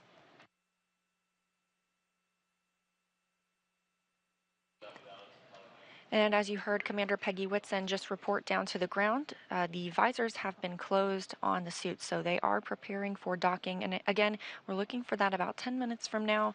We do have some time and some hold time that we can conduct at waypoint 2 if needed. We can wait until lighting conditions are preferred for Dragon to move in for its final docking.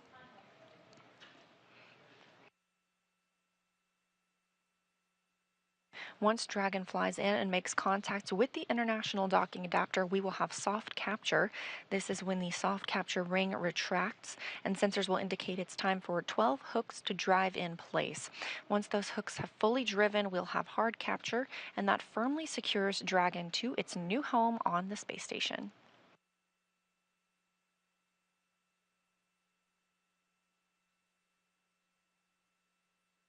Now just 130 meters from the International Space Station, everything continuing to move smoothly for Dragon.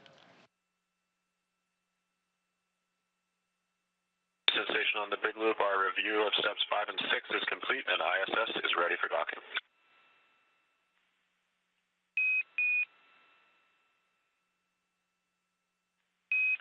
Houston copies.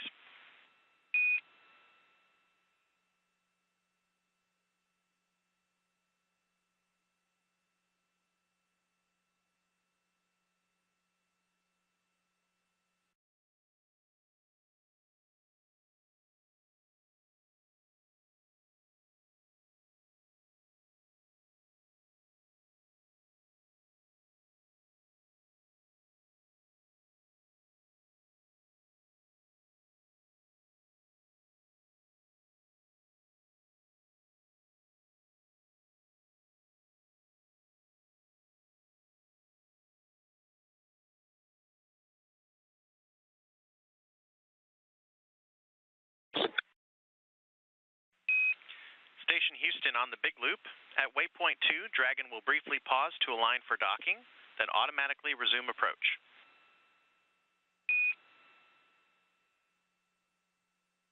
Copies.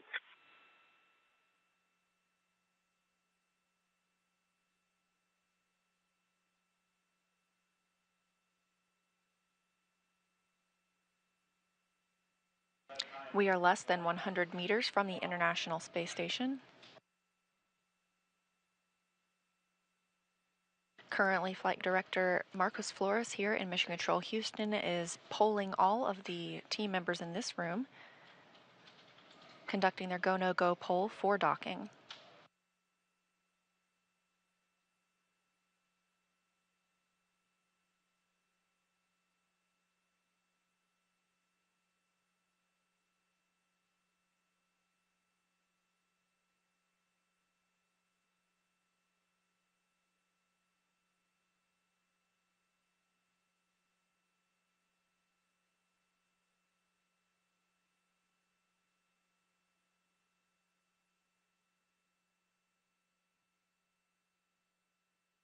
Just heard confirmation Dragon that Station Mission Control on the Houston Big is Loop. go. Confirm crew readiness for final approach.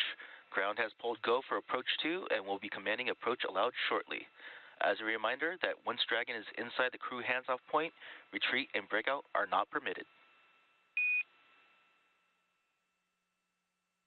And the Dragon crew is ready to go for docking, and we copy on the crew hands-off point. Station crew copies, and we are ready for final approach.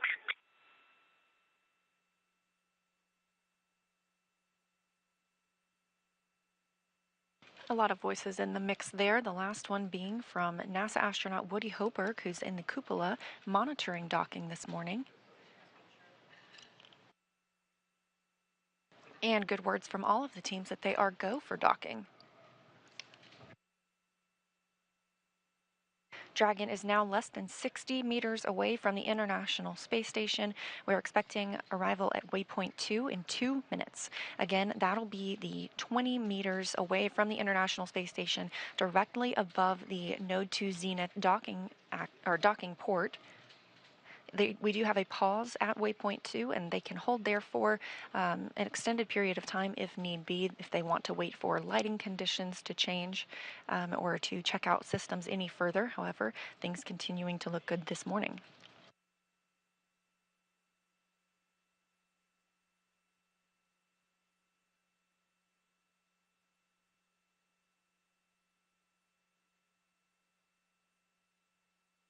Currently, the International Space Station and Dragon are flying 262 statute miles over Russia in an orbital nighttime.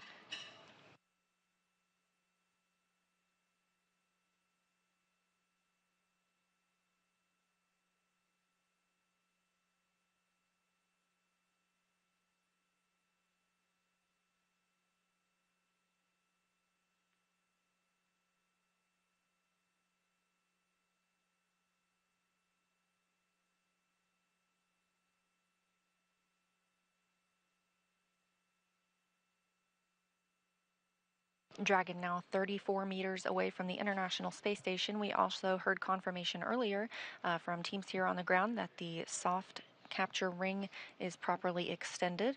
This will be the first step in the docking process.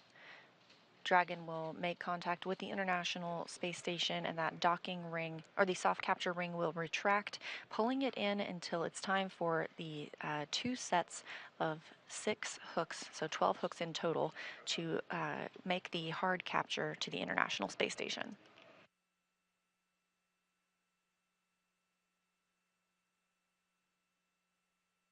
Standing by for arrival at waypoint 2.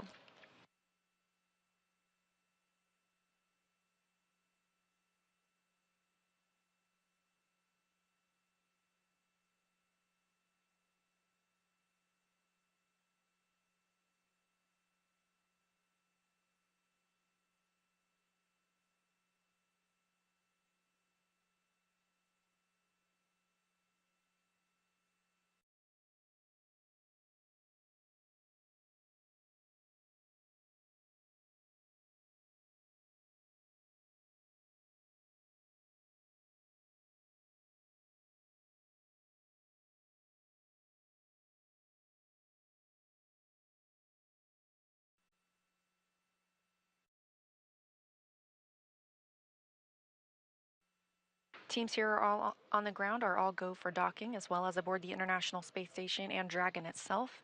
Again, this graphic just a look at what we have seen so far, most recently this morning when Dragon arrived at waypoint 0, 400 meters away from the space station, moving into waypoint 1, 220 meters directly above and on the docking axis.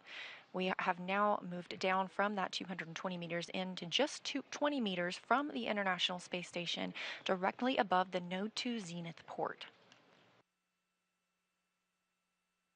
This is a hold point for Dragon. Houston, on the big loop, Dragon is on final approach and is go for docking. Monitor per steps 5 and 6 in 1.102, Dragon approach and retreat monitoring. Station copies in work.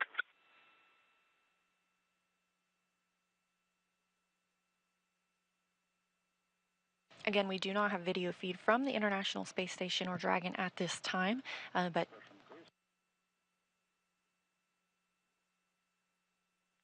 teams continue to monitor its approach to the space station itself. We have now left that waypoint 2 hold point of 20 meters away, now about 16 meters from the International Space Station.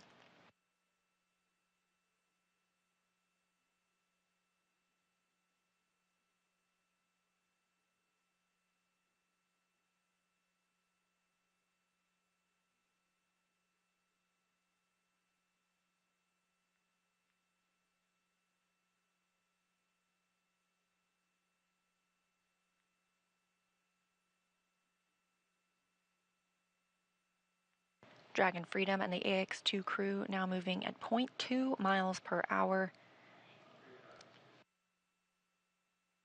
All 4 crew members suited and in their seats, preparing for docking.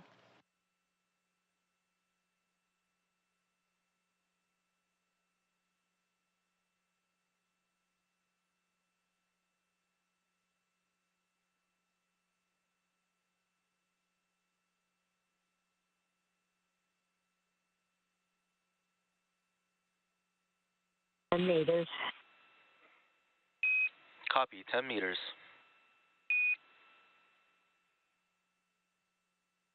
As you can hear, the Dragon crew are able to view the status of their docking on the crew display screens, reporting that they are now 10 meters and actually less than 10 meters away from the Node 2 Zenith or space-facing port on the International Space Station.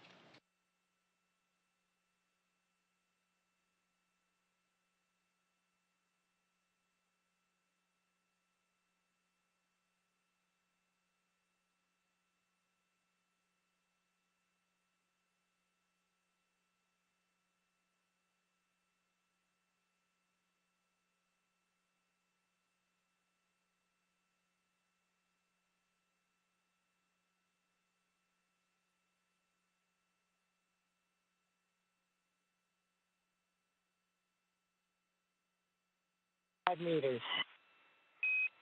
Copy, 5 meters.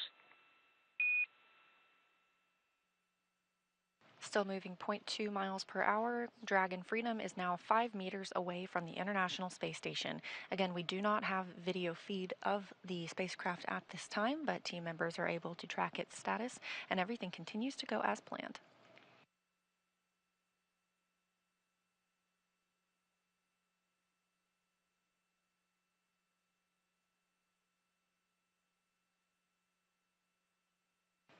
The crew is now 3 meters from the space station.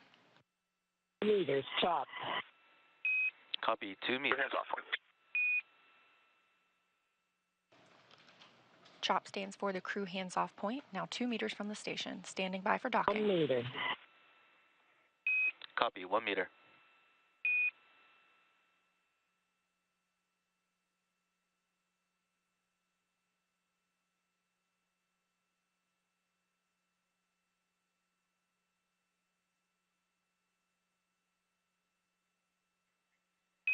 Soft capture confirmed.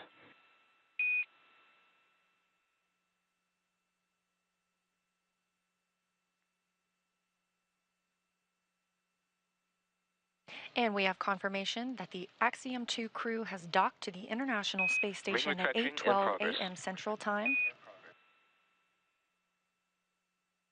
That self-capture ring now beginning to retract and pull Dragon in toward the International Space Station. Docking coming as the space station itself was flying 262 statute miles northeast of Japan. And correction on last, we're still waiting on attenuation.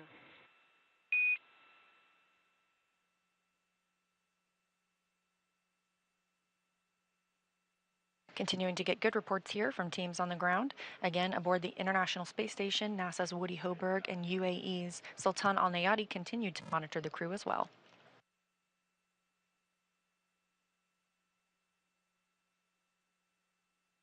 After soft capture is complete, those 12 hooks will begin to drive and pull Dragon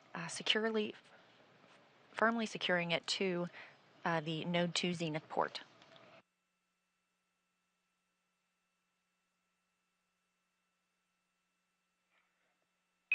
And Dragon, now we have ring retraction in progress.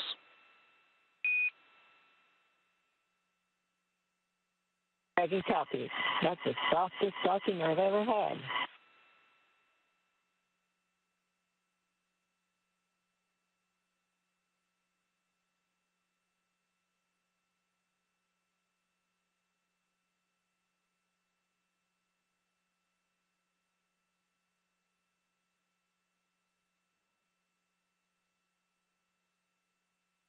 Good words from commander of the AX-2 mission, former NASA astronaut Peggy Whitson, now flying her 3rd spacecraft after having flown the Space Shuttle, a Roscosmos-Soyuz, and now a SpaceX Dragon.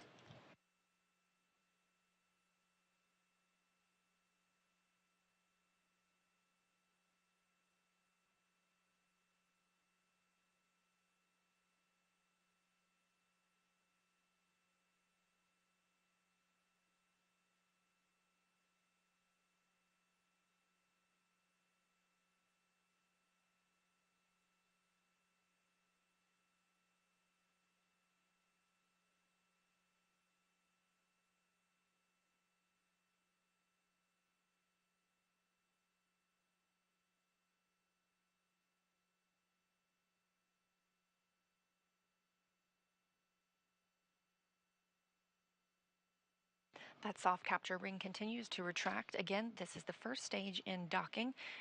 Shortly after ring retraction is complete, we will move into the hard docking portion. This is when those 12 hooks, 2 sets of 6, drive and firmly secure the spacecraft to the Node 2 Zenith port. Again, just a few weeks ago, the Node 2 Zenith port was occupied by another SpaceX Dragon. Dragon was relocated by the Crew 6 crew who arrived on that spacecraft from the forward port, or from the Zenith port where Dragon Freedom now is, to the forward port. Again, we expect the Axiom 2 crew to live and work aboard the International Space Station for about 8 days before beginning their return journey to Earth.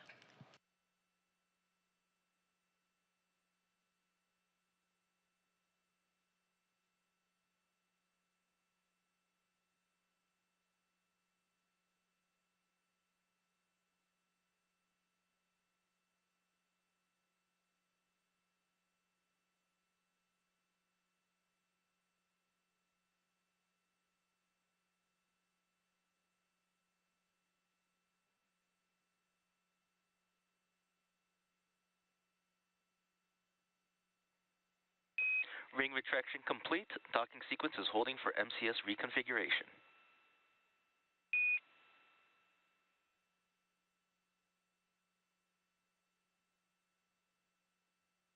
We have confirmation that the ring retraction is complete. Next steps for this hard capture will be for those 12 hooks to drive.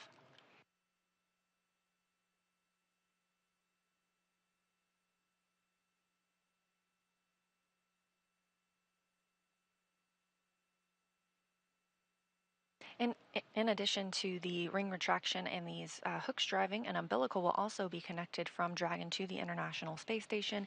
This will allow power to flow from the space station to Dragon itself so that Dragon is no longer relying on battery power, that power being gathered from the solar cells around the base of its trunk.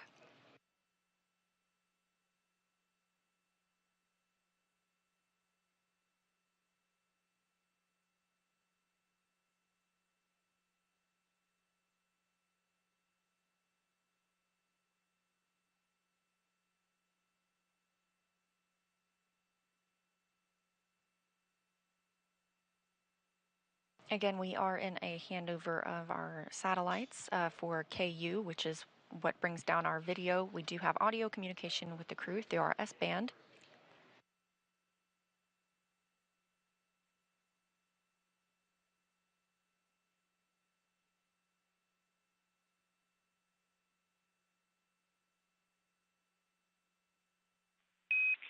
MCS configured, proceeding with hook driving.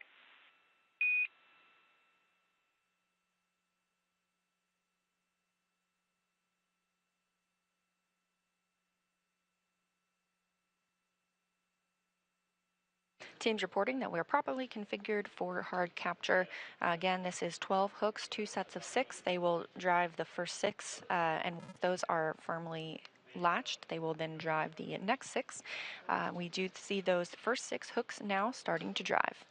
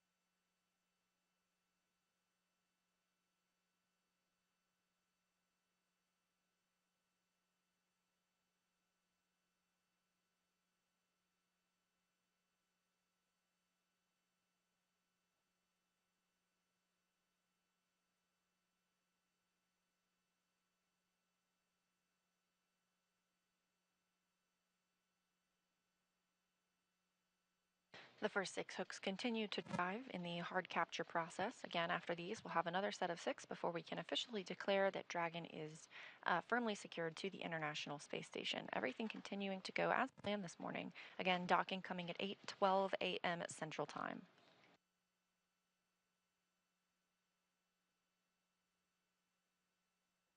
We have confirmation that the first set of 6 hooks have now closed and the second set are driving.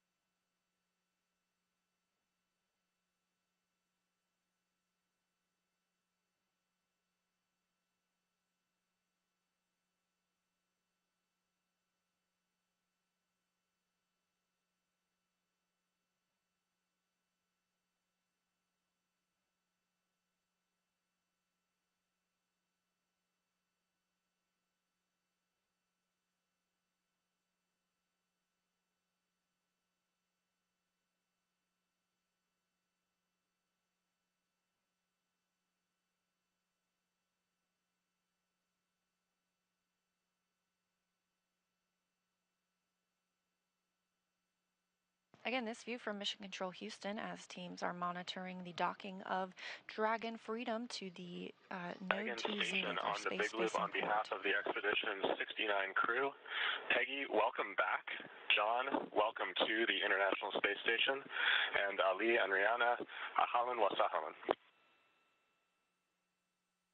Thank you so much for the AX2 crew. We're really looking forward to working with you guys this week. Likewise, we'll see you guys very soon.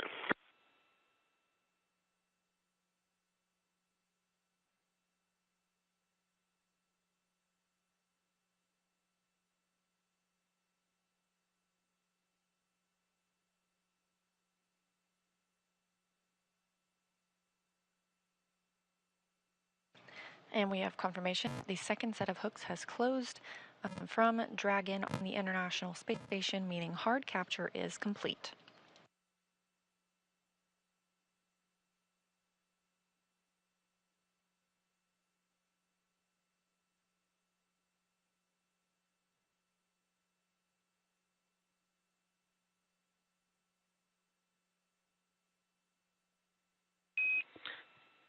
Dragon Station, hard capture complete.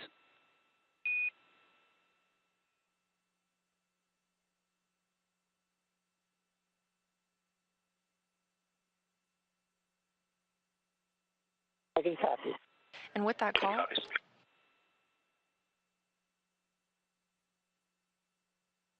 hard capture is complete. Dragon is firmly attached to the International Space Station. It's home for at least the next 8 days.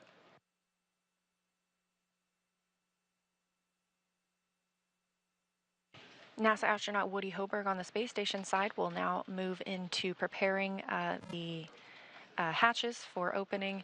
Again, that takes about a 2-hour process. The vestibule needs to be pressurized, the area in between the space station and Dragon. Coming up, the AX2 crew will have the chance to doff or take off their spacesuits, maybe get into their flight suits before they float aboard, and we begin our welcome ceremony.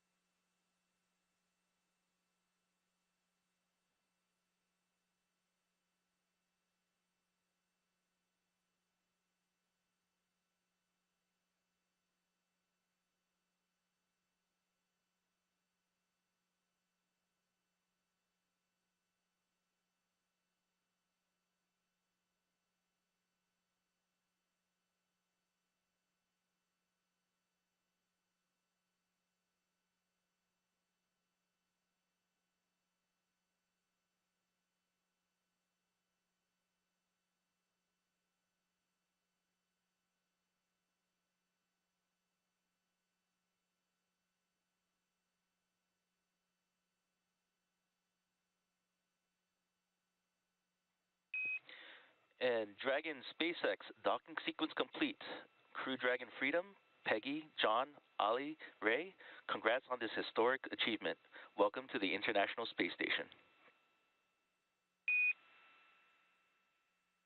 Thanks. We really appreciated flying with SpaceX. It was a lovely ride, and as I mentioned, it was the softest docking I've ever felt. Very well done. Thanks to everyone for getting us this far. Thanks, Peggy. We do aim for excellence, and on behalf of SpaceX, it's been a pleasure working with you. And just a little bit of trivia for you, this was the fastest launch to dock time for a Crew Dragon, beating our previous record from Crew 4 by just 9 minutes. Ground will be enabling hardline power and comm connection shortly, and you are good to doff suits per procedure 4.012. Ground will be taking cameras external. Copy 4012 in work.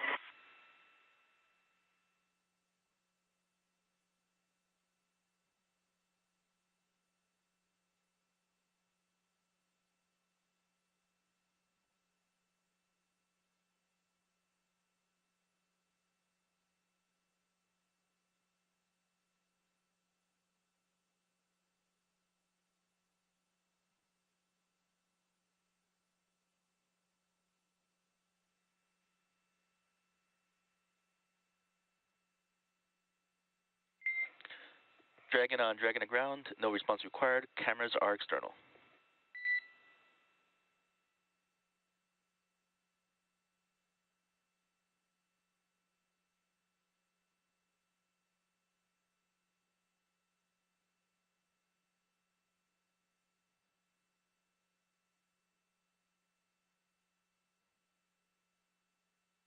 Now that all the hooks have driven and the soft capture ring has been stowed, docking is officially complete.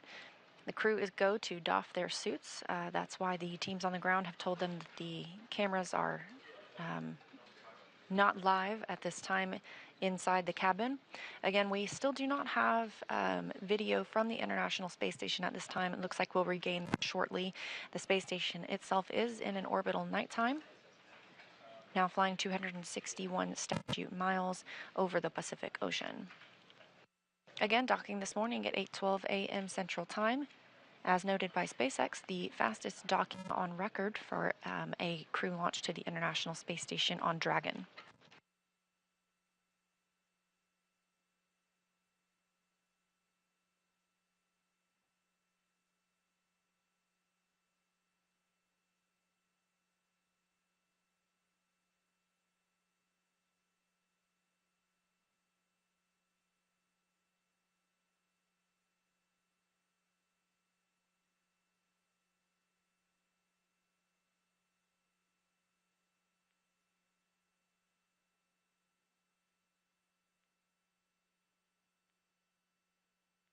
We also have confirmation that the umbilicals have attached from Dragon to the International Space Station. Again, these allow power to flow from the space station to Dragon, as well as data and other telemetry. When in free flight, Dragon uses power gained from its solar arrays and is stored and used from batteries aboard the spacecraft, so connecting to these umbilicals allows it to rely on power generated from the space station.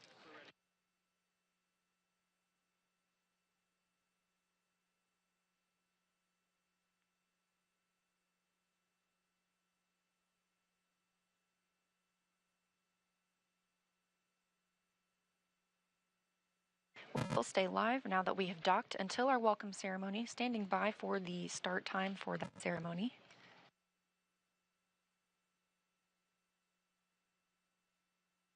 But this hatch open process takes about 2 hours.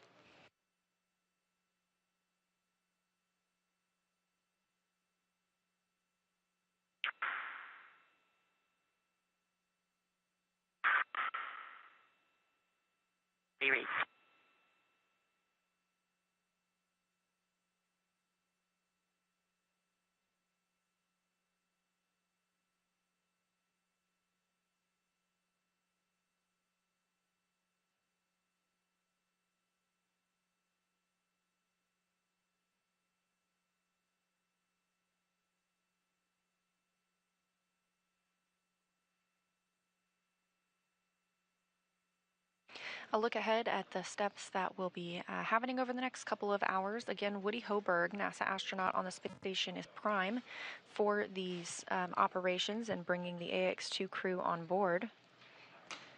Now that we're docked, he is securing some hardware, and then we'll move into hatch operations. First, he will open the large hatch at Node 2 Zenith. That'll give him access inside the pressurized mating adapter. He will then help pressurize the vestibule. That's, again, the small space between the hatches on Dragon and the space station. Of course, this was previously exposed to a vacuum prior to docking. We need to fill it with air, make sure its pressure is nearly equal with the atmospheric pressures on Dragon and the station. Com check on the cabin mic.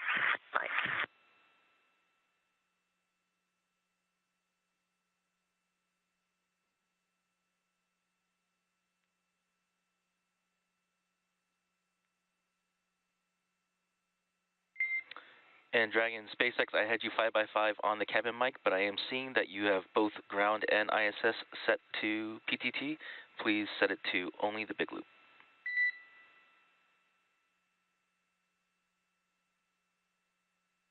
Okay, on the big loop, cabin mic from Dragon. And I have you 5x5. How me? 555, thanks.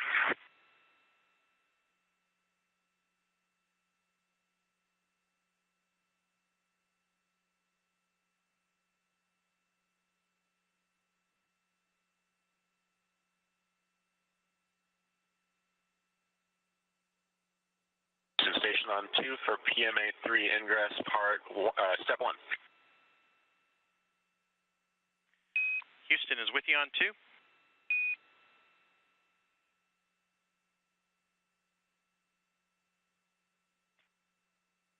All right, just looking for your go in step 1.1. Standby 1, and we are checking on that now. Station copies.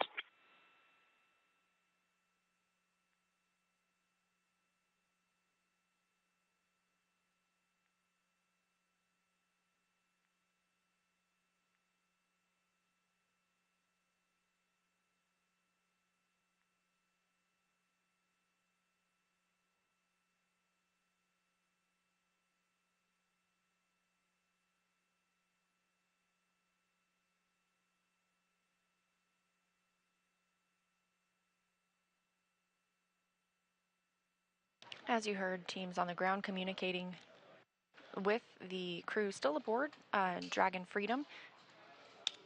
Peggy Whitson took a chance to test out the cabin mic rather than the microphones they'd been using in their Houston, suits on the now big that loop, they've you are doffed go those. for 1.1 of procedure 2.102.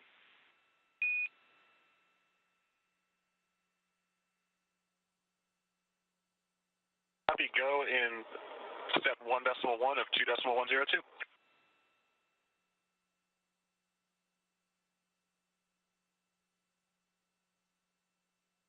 And that voice being NASA astronaut Woody Hoberg communicating with Justin Cartledge here on the ground, his Capcom, the capsule communicator. That's the person speaking with the astronauts aboard the International Space Station.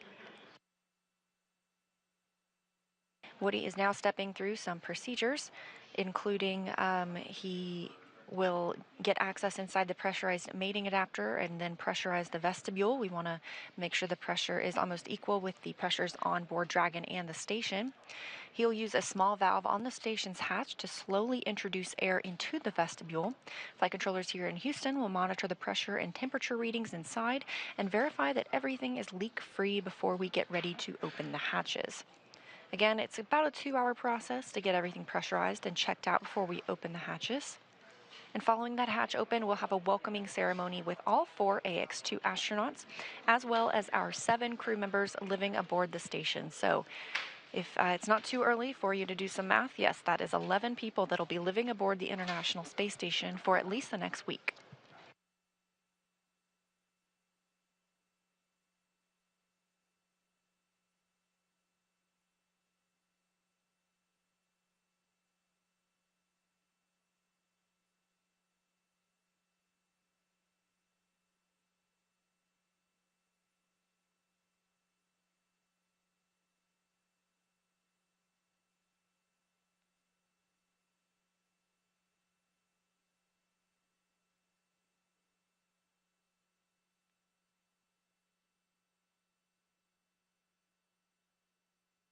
Houston Station, node 2 overhead hatch open. Houston copies.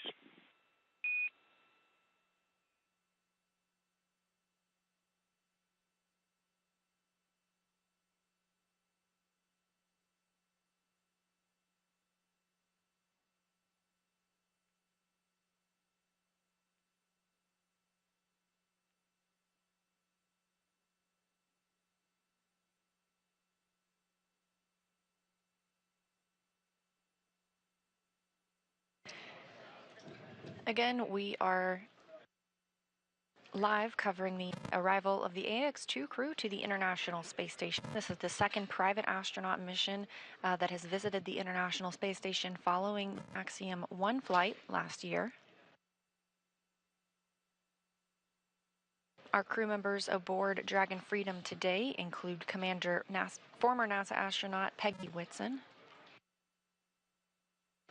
Up until now, she has spent 665 days in space, so she's looking to add to that total. It's more than any U.S. astronaut and more than any woman in the world. She's joined by pilot John Schaffner.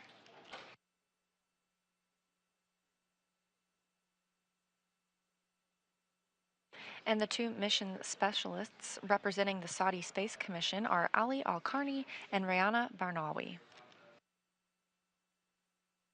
Houston Station station on 2, we're ready for step 2.2 on your go.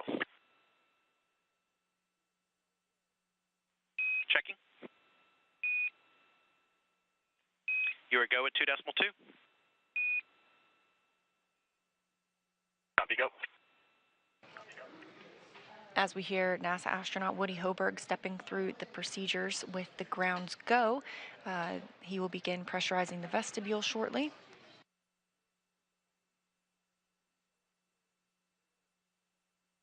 In the meantime, NASA astronaut Frank Rubio continues to conduct some hardware servicing on the space station. SpaceX on the big loop. If desired, reference procedure 4.400 for monitoring vestibule pressurization.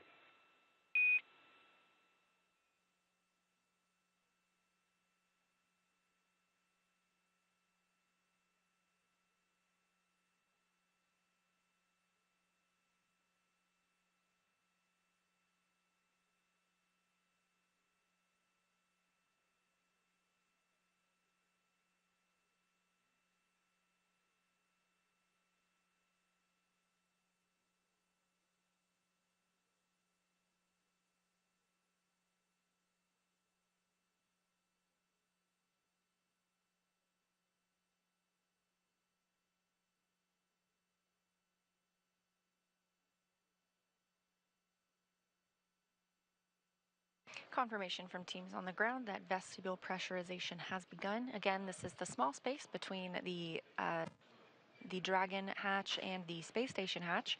We want to bring that up from vacuum to about 14.7 psi. That's about the same pressure as the International Space Station, approximately the same pressure we're used to here on Earth. Astronauts on the space station live in a mixed nitrogen-oxygen environment, again, very similar to what we have on Earth. And Dragon station on the big loop, no response required. ISS power connection established.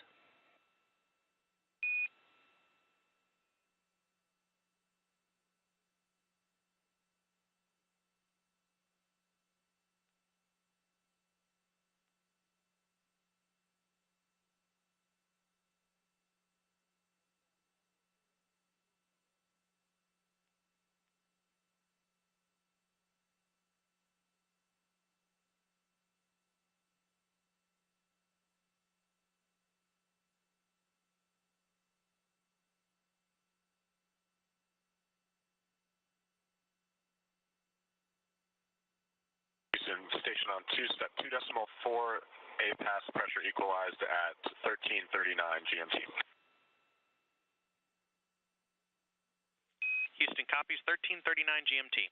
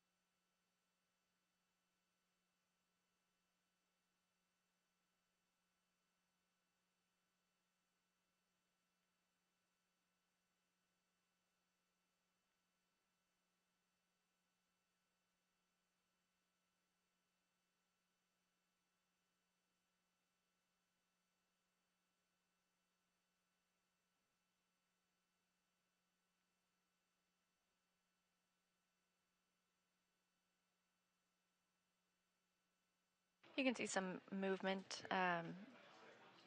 and we have our view back of Dragon.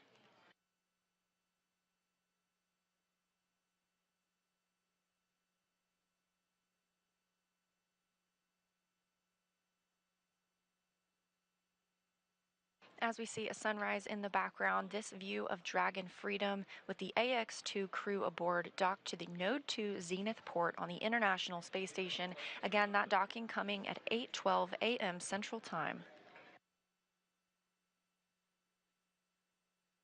The crew inside are now out of their suits. They are preparing for ingress to the International Space Station. Again, this is a process, though, so we are pressurizing the vestibule, the space between the two spacecraft. And if you see some color changes, that's because the International Space Station and Dragon are now flying into an orbital sunrise. They are 268 statute miles over the South Pacific Ocean. Now that they're docked, these two will travel 17,500 miles per hour together,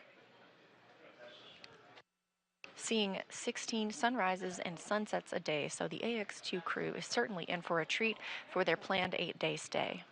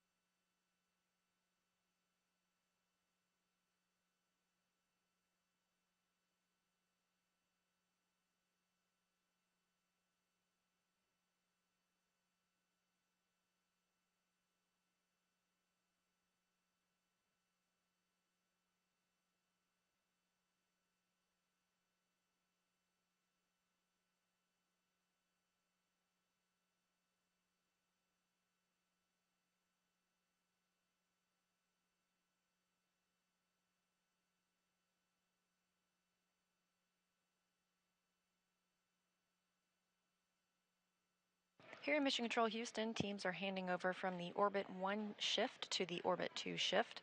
We have had Marcos Flores as our flight director this morning. He will be handing over to Vincent Laporte.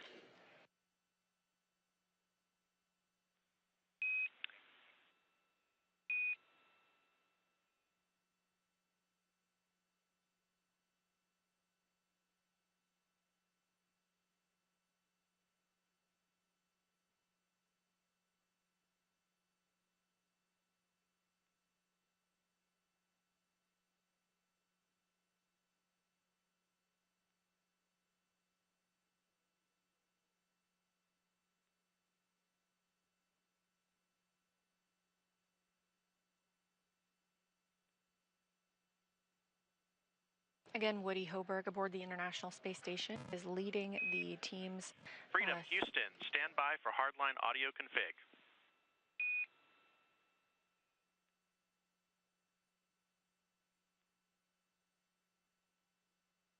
Freedom is stand by.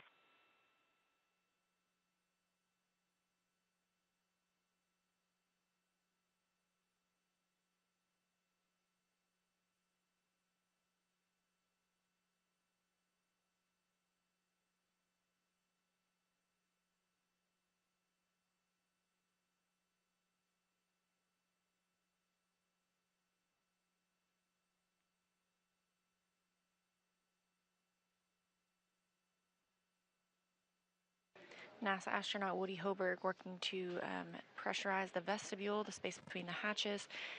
Again, this takes about 2 hours before the crew members float aboard the International Space Station. All 4 Axiom 2 crew members still in Dragon Freedom, as you see there, docked to the Node 2 Zenith port.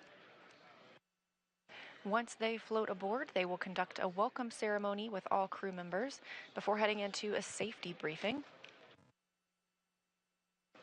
These private astronauts trained for many contingency scenarios down here on the ground, but the teams aboard the International Space Station will help show them different locations and procedures now that they are on orbit.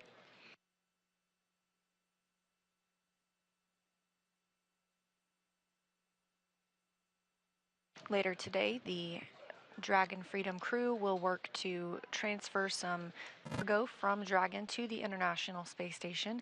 That includes some of the scientific research they'll be doing this week, as well as hardware or food needed.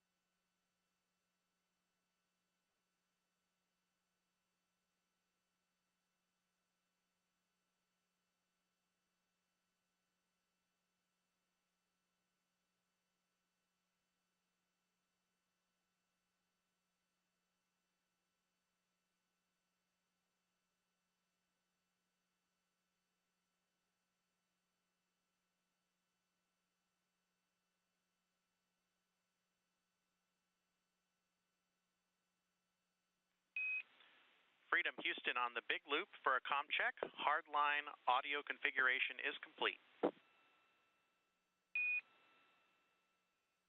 Freedom has you loud and clear on the big loop hardline.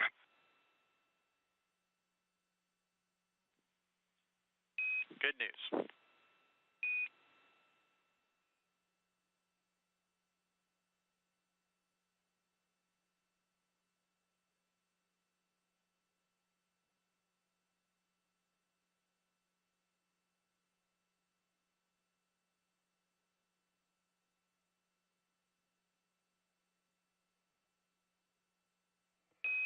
And Dragon SpaceX on the big loop, permission to come on board with cameras.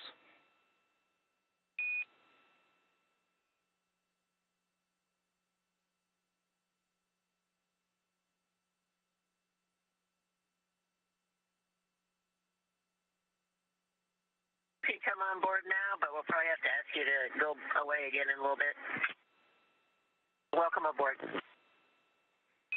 Copy that. We'll keep them exterior until you're ready.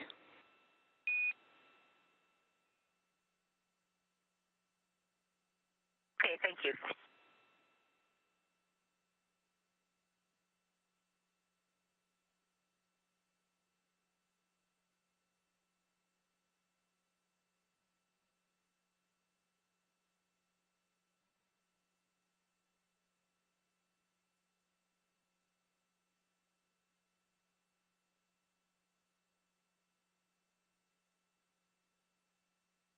Recently, you heard a call from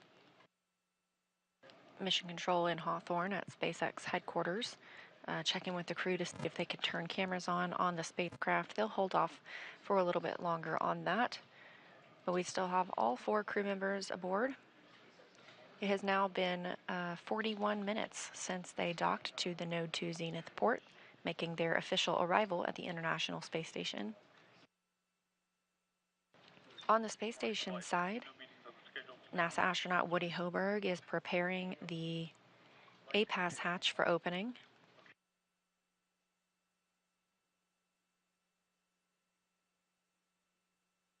And SpaceX Dragon on the big loop, just to let you know, we've got all four suits drying. The shortest timer is at passing 7 minutes right now.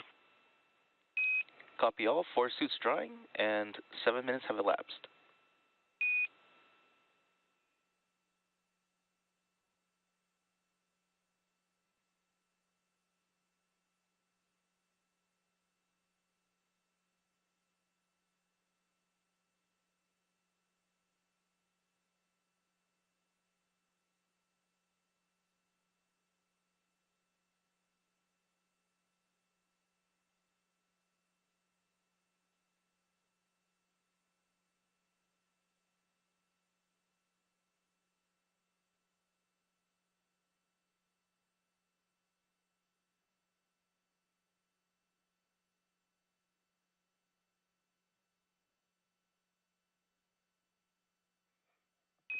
And Dragon with suits drying, I can give you a go for sections 1 through 3 of 4.400.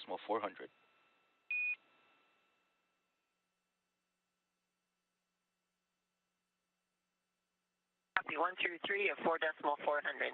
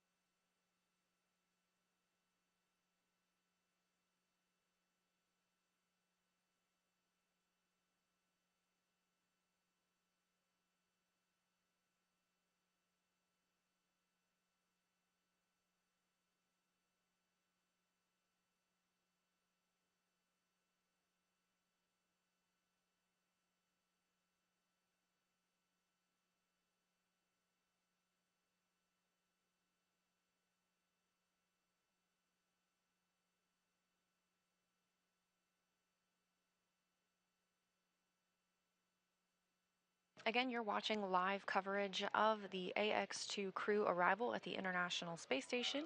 The crew docked Dragon Freedom to the Node 2 Zenith-facing port this morning at 8:12 a.m. Central Time. Dragon, And that this view is Ray for food inventory and water inventory.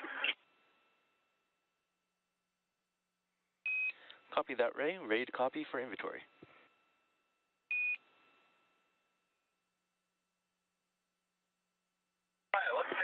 203, 5 bottles.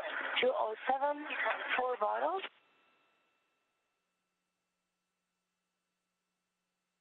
For food, 305, 1 meal and a snack. 313, 1 meal and a snack. 307, 1 meal and a snack. 315, 1 meal and a snack. Copy that, and to read back, we have 5 bottles from 203, 4 bottles from 207, 1 meal and 1 snack from locations 305, 313, 307, and 315. It's copy. Thank you. Thank you.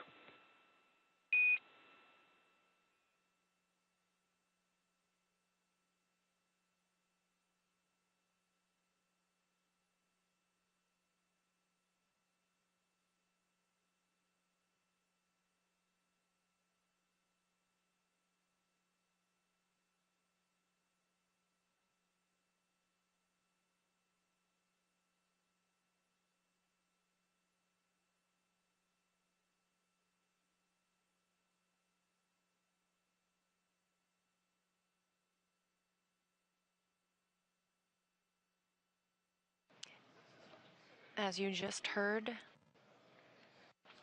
Saudi Space Commission astronaut Rayyanah Barnawi reporting out the inventory aboard Crew Dragon.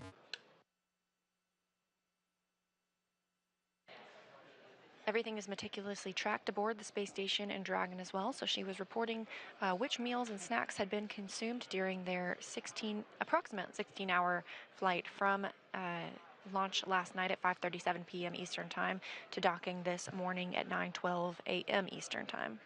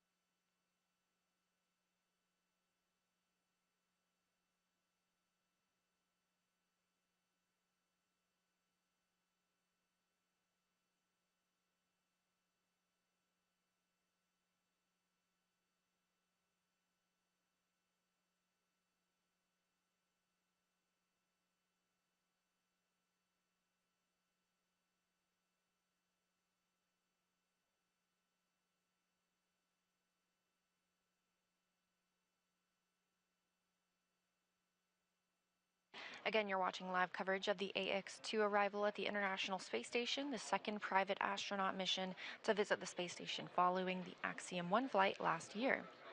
Currently aboard Dragon Freedom, which you see on your screen, attached to the station's Node 2 Zenith port, are Commander Peggy Whitson, pilot John Schaffner, and mission specialists Ali al Qarni and Rayyanah Barnawi.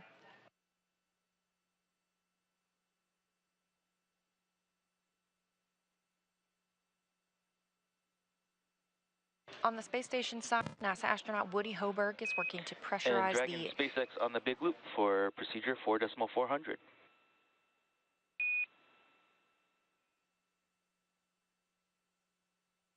Go for 4.400.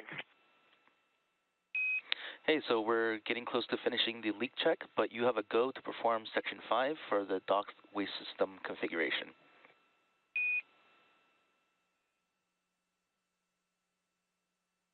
Okay, go for Section 5. We'll try and get all the other activities out of the way first and get that in work. Copy all.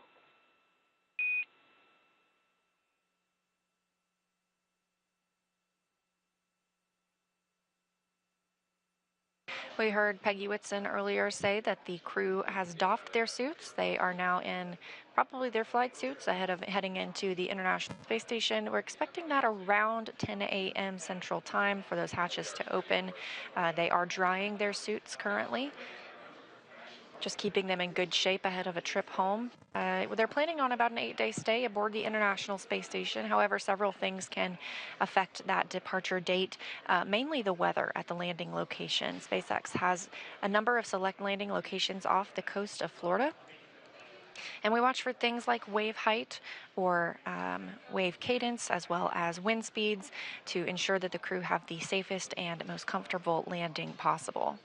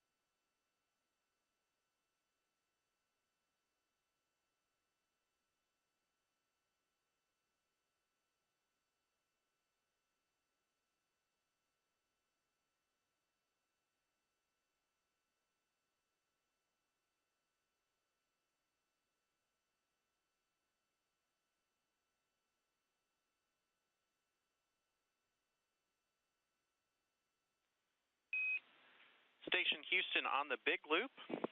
We have a good leak check. ISS is go to complete vestibule equalization and open the APAS hatch at step 3.1 of procedure 2.102. All right, station copies go in 3.1.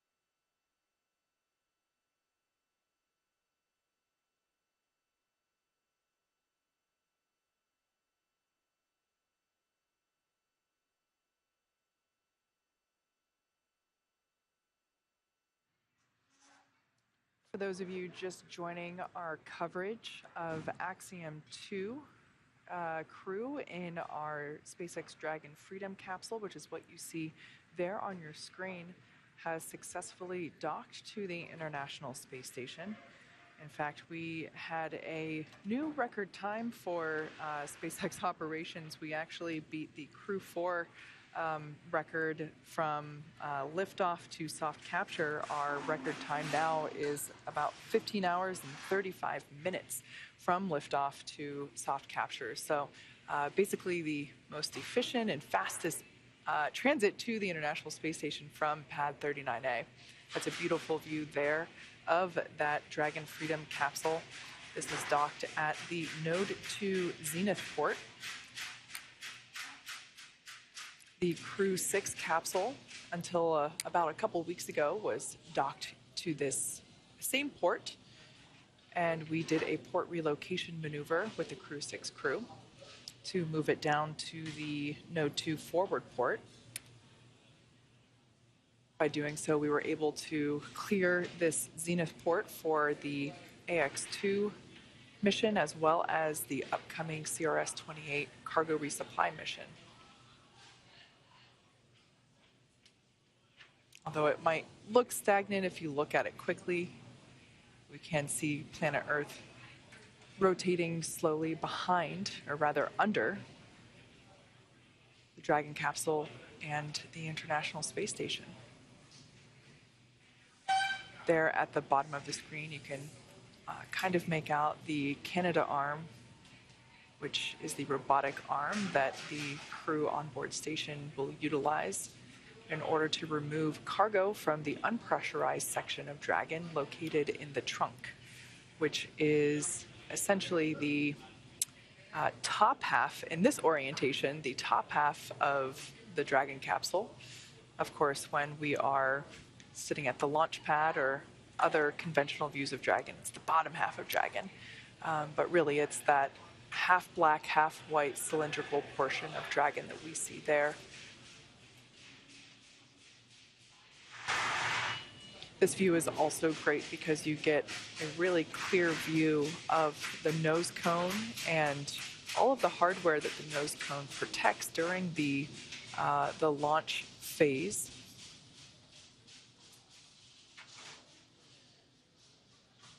Of course, we got some ambient noise here at SpaceX headquarters as our first shift operations are well underway.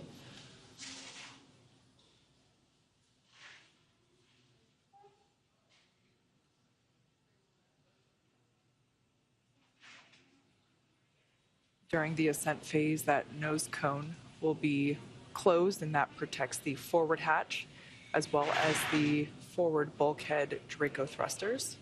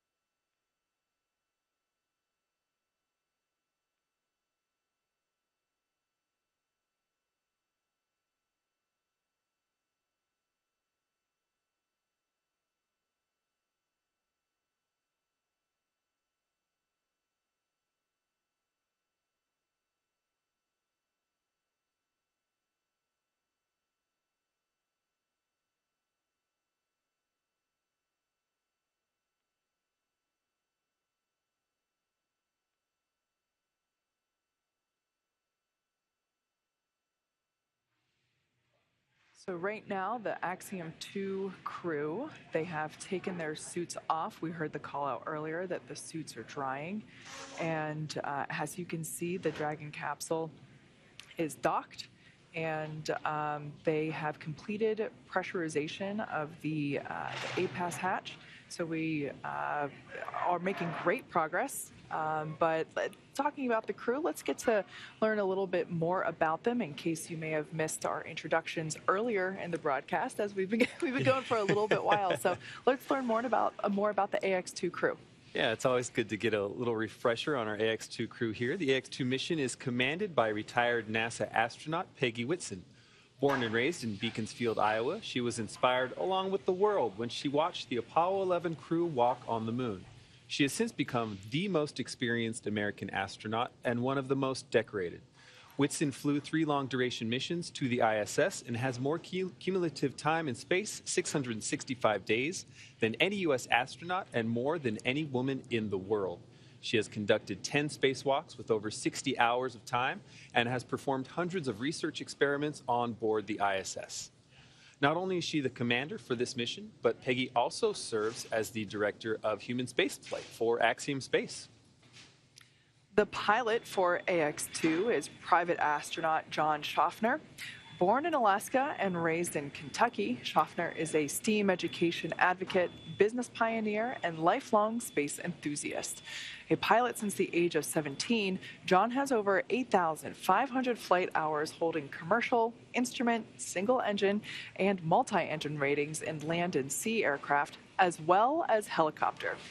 He also holds ratings in former military jets and high-performance radial engine aircraft.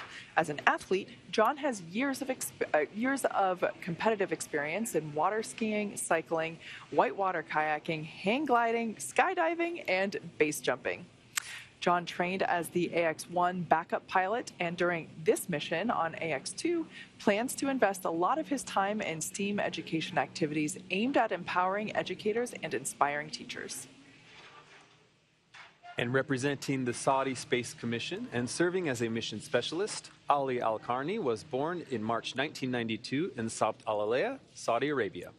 Ali is fluent in English as well as his native Arabic, and as an Air Force captain, has 12 years of experience flying on multiple aircraft, primarily on the F-15SA in service to the Royal Saudi Air Force. Ali graduated with a Bachelor of Aerospace Science degree in 2013 from King Faisal Air Academy in Riyadh, Saudi Arabia. Also representing the Saudi Space Commission and serving as a mission specialist, Rayyanah Barnawi, or as we hear her identify herself as Ray on comms, was born in September 1988 in Jeddah, Saudi Arabia. Rayyanah has a master's degree in biomedical sciences from Al Faisal University in Riyadh, Saudi Arabia, and a bachelor's degree in biomedical sciences from Otago University in Dunedin, New Zealand. She is fluent in English and Turkish, as well as native Arabic. She has been a research lab technician since 2013 in the Stem Cell and Tissue Re-Engineering Program at King Faisal Specialist Hospital and Research Center, and located in Riyadh, Saudi Arabia. And there they are, the AX2 crew.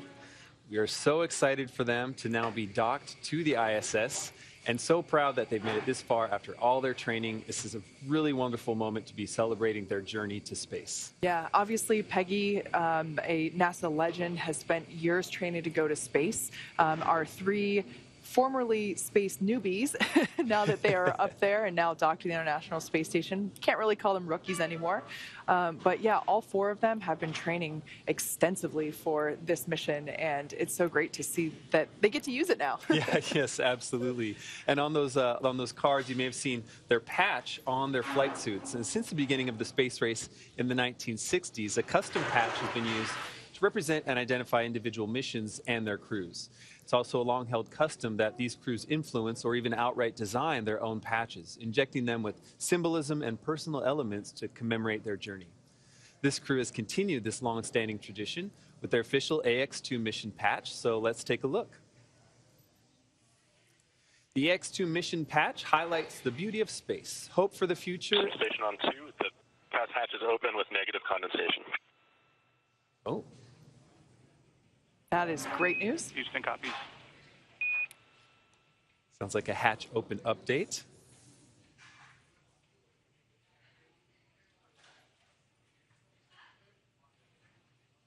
Okay, continuing on this patch. This patch highlights the beauty of space, hope for the future, and the important role of the ISS to unite the best aspects of humanity. Shown prominently are the mission name, AX2, the family names of the crew members, and the flags of the United States and the Kingdom of Saudi Arabia, the two nations represented on board today's flight. There are 5 shapes drawn as constellations, and these represent the crew's intention to focus on inspiration, education, and teaching through STEAM education initiatives. And so there's a constellation for science, technology, engineering, arts, and math. The arched path leading from Earth to space is colored lavender, which is culturally significant in the Kingdom of Saudi Arabia, symbolizing hospitality. That arched path and color also reflect KSA's desire to be part of the space sector and position itself as a contributor to the global space community. Then, naturally, the space station is central to the image as the destination of this crew, while Earth is featured with prominent horizon lines symbolizing optimism, hope, and inspiration. Just as you see this mission patch worn by the crew on their flight suits, this patch is currently adorning the walls of Axiom Space's mission control in Houston and is placed in a position of honor everywhere this crew is being supported for the duration of their mission. As someone that is an engineer, but I have a background in music and theater and art, I have a personal appreciation for just how evident and apparent the emphasis on STEAM, science, technology, engineering, arts, mathematics. It's been a long morning. I think I got those letters in the right order. But yeah, it's so great to see all of that represented so strongly on the AX2 mission patch. I love it. It's one of my favorite mission patches that we've had. Now let's turn it back over to NASA's Leah Cheshire, who is standing by at Mission Control Center at the Johnson Space Center in Houston, Texas, for an update on space station operations. Leah? Thanks, Kate and Duke. Yes, we are still here in International Space Station Flight Control Room at Johnson Space Center in Houston, Texas, continuing to monitor the arrival of the AX2 crew and their eventual welcome to the International Space Station. Again, we docked at 8:12 a.m. Central Time this morning, so a little over an hour ago, to the Node 2 Zenith, or space-facing port, which is where you see the crew now. They are flying over the country of Chad, 256 miles above Earth. And those calls you heard about the hatch, those are the A-Pass hatch and the vestibule hatch. NASA astronaut Woody Hoburg is stepping through hatch procedures this morning. He's currently in the A-Pass hatch, and I looked it up to make sure to get it right for all of you. A-Pass stands for Androgynous Peripheral Assembly System. I think it's pretty clear why we call it A-Pass, keep it short and sweet. But that hatch has been opened. He is inside, and he has also opened the vestibule hatch. So the Dragon hatch is not open yet. We've still got some things that we need to work through on the SpaceX side as well as on the NASA side to make sure that we're ready to welcome the AX2 crew members aboard.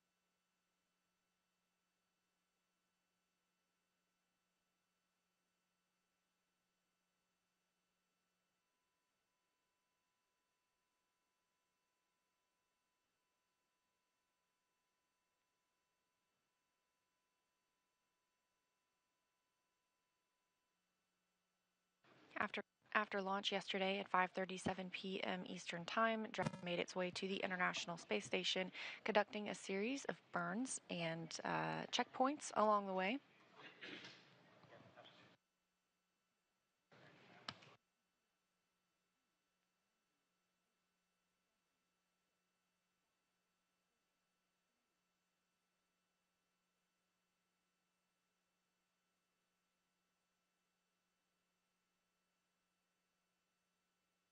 This view inside the International Space Station, you're getting a look at NASA astronaut Woody Hoburg. This is his first flight to the space station. He arrived as a member of Crew 6 earlier this year. He is preparing the space station for entry of the AX2 crew. As you can see, he's working on some venting. That tube will go from the space station into Dragon and kind of help equalize the and balance out the air and the mix of the air that's in the space station to what's currently in Dragon. Again, the Dragon hatch is not open yet.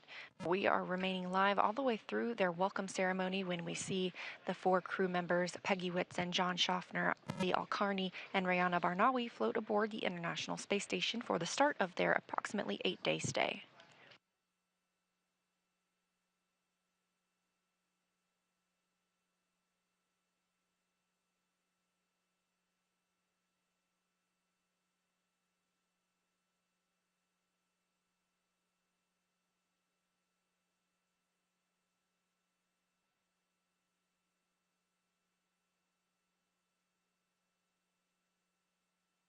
While aboard the space station, the AX2 crew members are going to conduct a plethora of scientific research, as well as conduct STEAM outreach with students and other educational organizations here on Earth.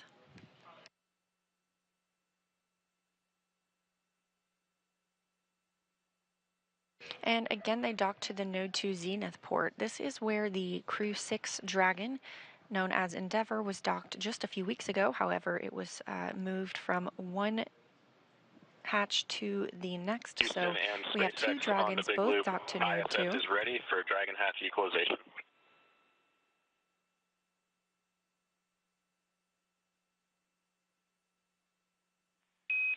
Houston copies on the big loop.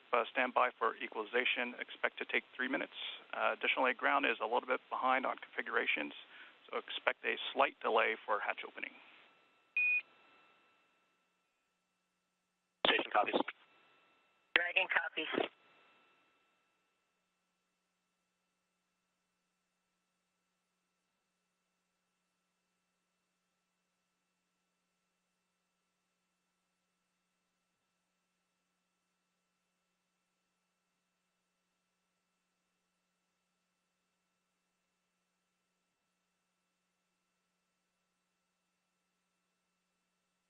As NASA astronaut Woody Hoburg gets things ready on the station side, the AX2 crew is still aboard Dragon, and they continue to have some steps that they're working through as well.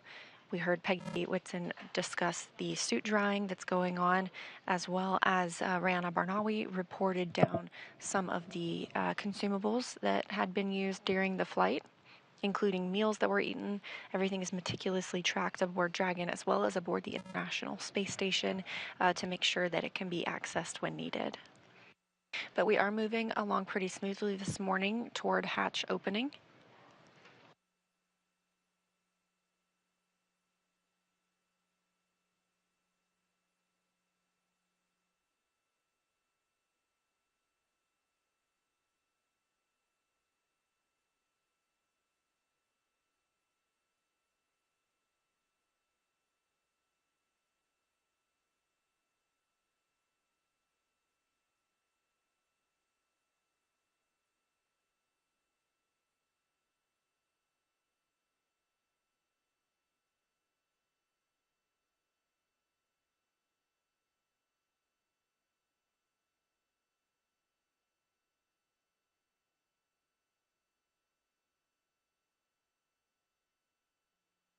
The International Space Station uses GMT as their time zone, so it's about 2:28 p.m. Pacific, or sorry, 2B Pacific aboard the International Space Station right now. So Crew members are in the middle of their workday, most of them taking... Section 5 is complete for the waste configuration.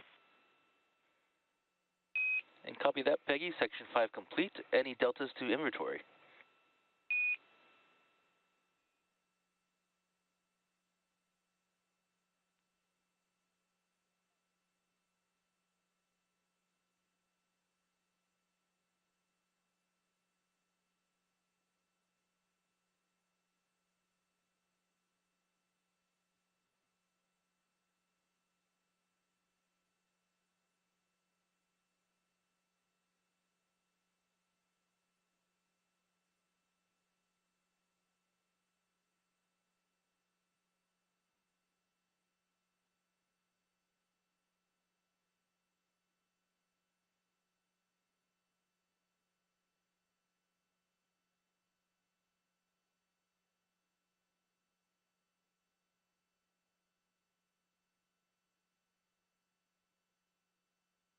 Looking at our timeline, some of the crew members on the space station side are enjoying their midday meal.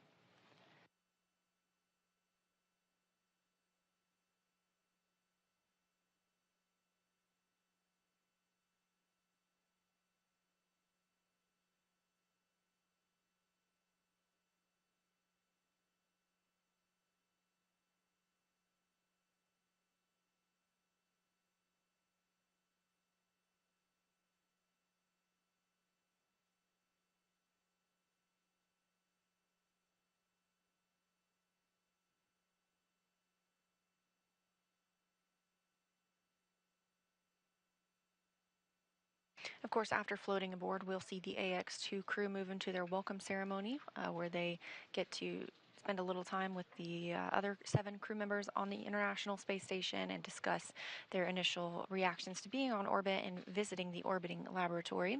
Afterward, they'll step into their safety briefing and make sure that everyone is aware of the location of any certain safety items aboard the International Space Station, as well as what to do in any event of a contingency.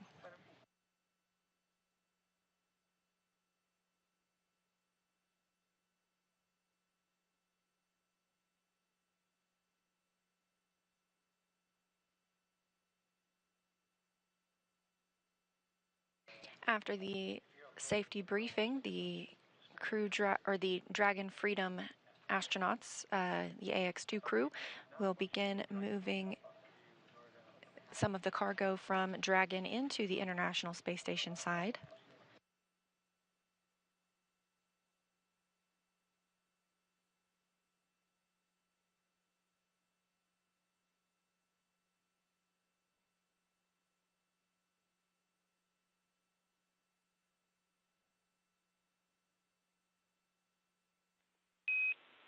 Station, Dragon, Houston on the Big Loop. Big picture update based on what we see for open ground and crew actions. We see that we're about 15 minutes out from hatch opening.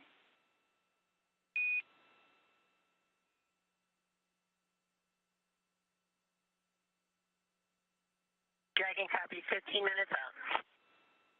And station copies 15 minutes.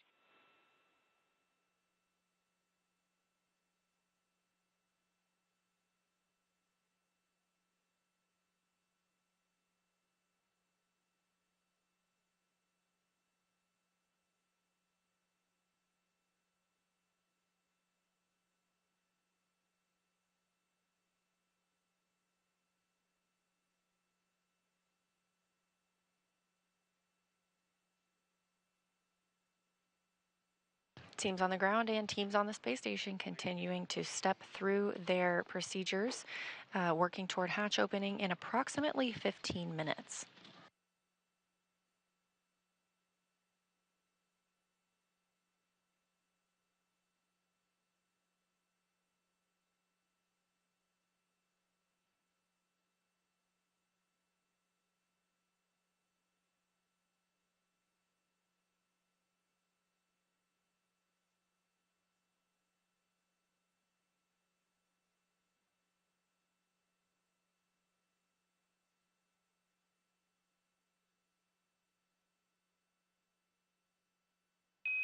And Dragon SpaceX on 2 for status.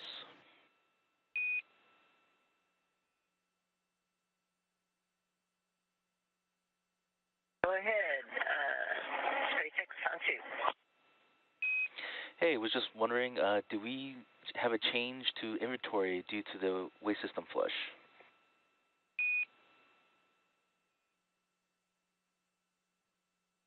And you have a change to what? Yeah, to our inventory for water bottles consumed.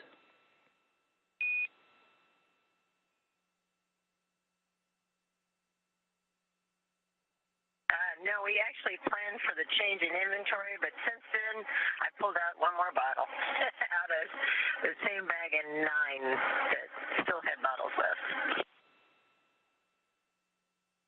Actually, make it 2 more. John wants to grab one, too. And copy that. That's 2 bottles from which location?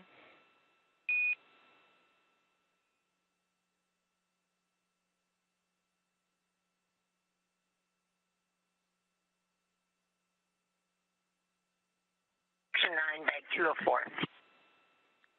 Copy that. 2 bottles from 204. And just checking in, are we able to come back on board with cameras?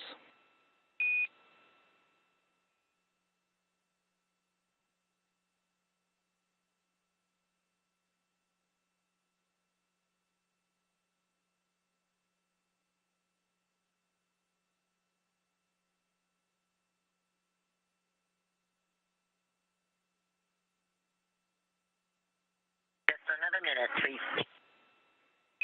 Copy that.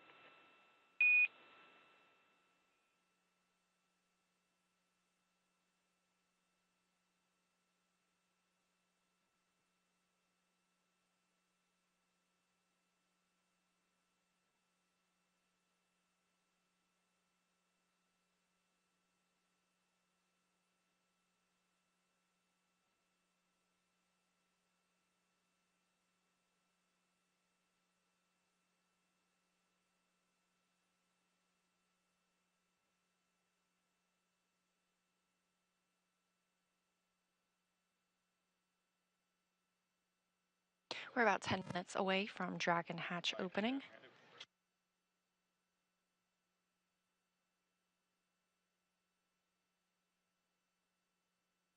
International Space Station and Dragon are 261 statute miles over Kazakhstan, about to enter into an orbital nighttime. Again, we see 16 sunrises and sunsets a day, so anticipating another one of those in just a few minutes. You'll see some of the lighting change if we have views outside of the spacecraft. But again, we are tracking about 9:45 a.m. Central Time for Dragon hatch opening. We'll see the AX2 crew members float into the capsule and then begin the welcome ceremony.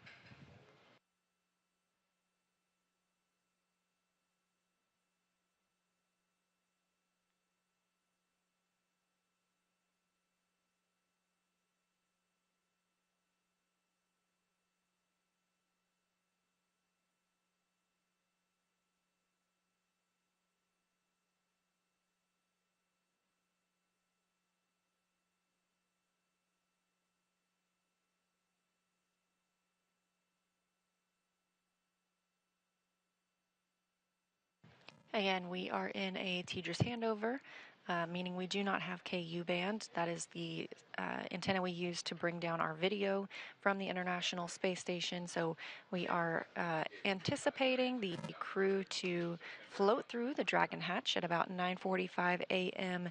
Central Time. We anticipate having good video at that time, so we'll get to welcome those 4 crew members aboard and see their smiling faces now that they've arrived at the space station.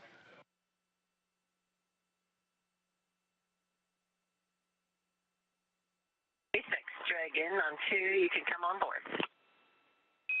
Copy that, Peggy. Bringing cameras back on board.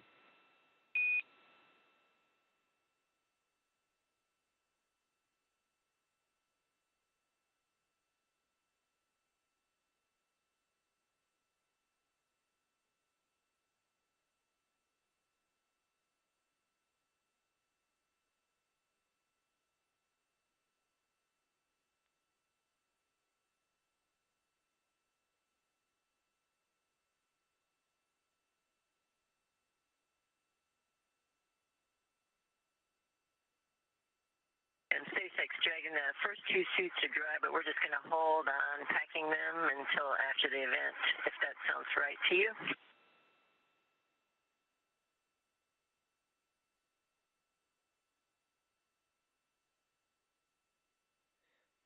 Yeah, copy that, Peggy. We'd recommend opening the hatch first and then possibly completing the task for stowing the suits before ingressing into ISS.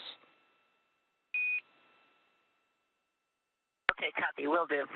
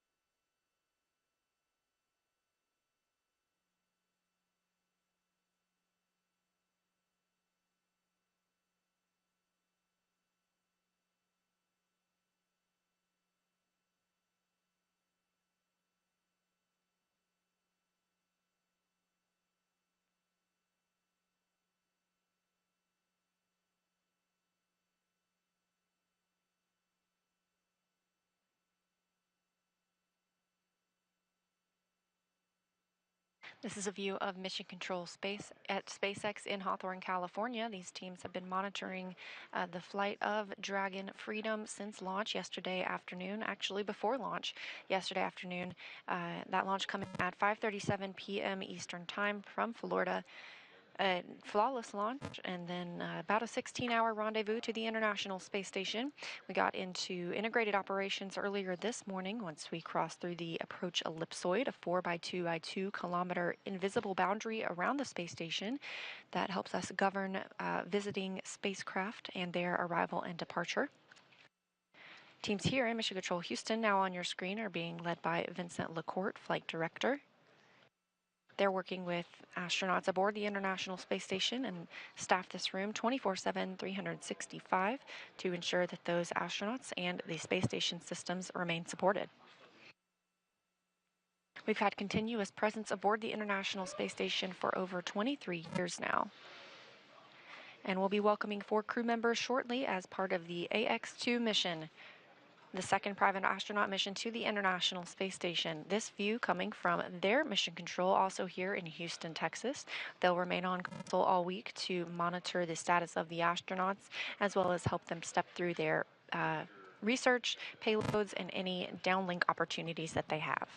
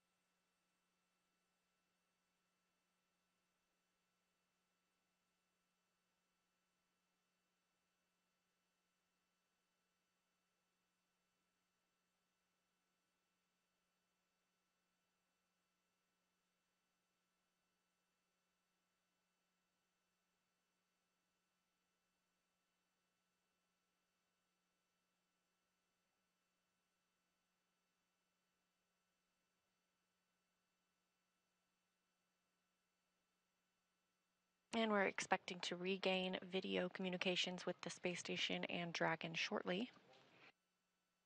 Just a few moments from now, we'll see the AX-2 crew float through the hatch and bring our total of crew members living on the space station to 11.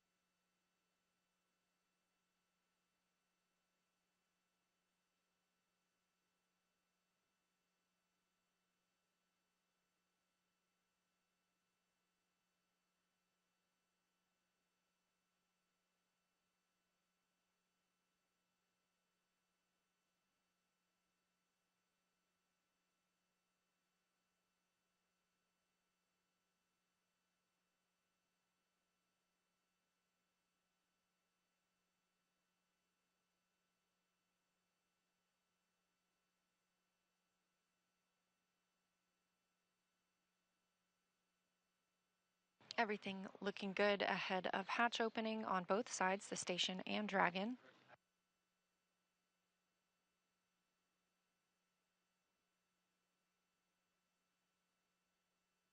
We're just standing by to regain video communications before we go for that hatch open so we can ensure we'll see the smiling faces of our 4 new crew members joining the Expedition 69 crew on the International Space Station. Again, we expect them to stay for about a week before returning on Dragon Freedom back to Earth.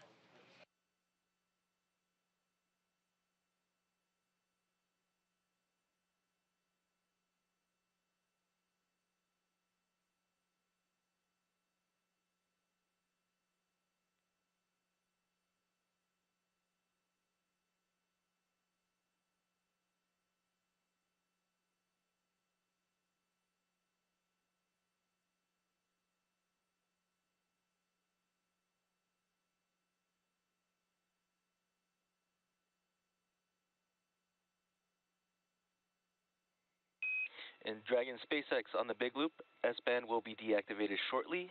Dragon to ground will no longer be available for comms. Please verify PTT destinations are set to ISS. Welcome.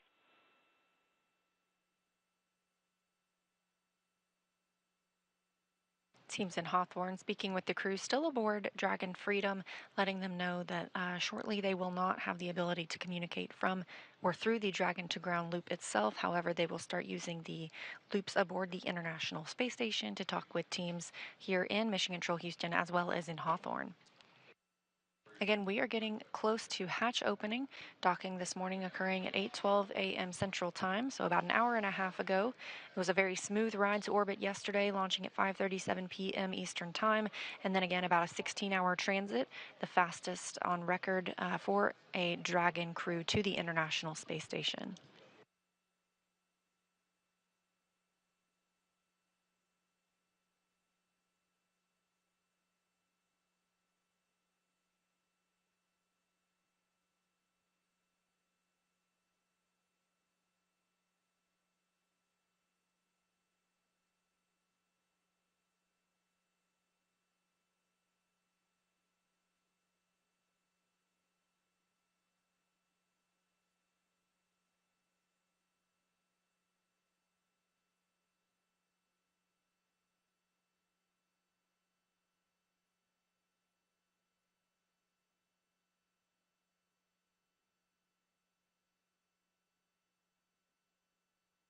Take a look inside Dragon Freedom as the crew members of Axiom 2.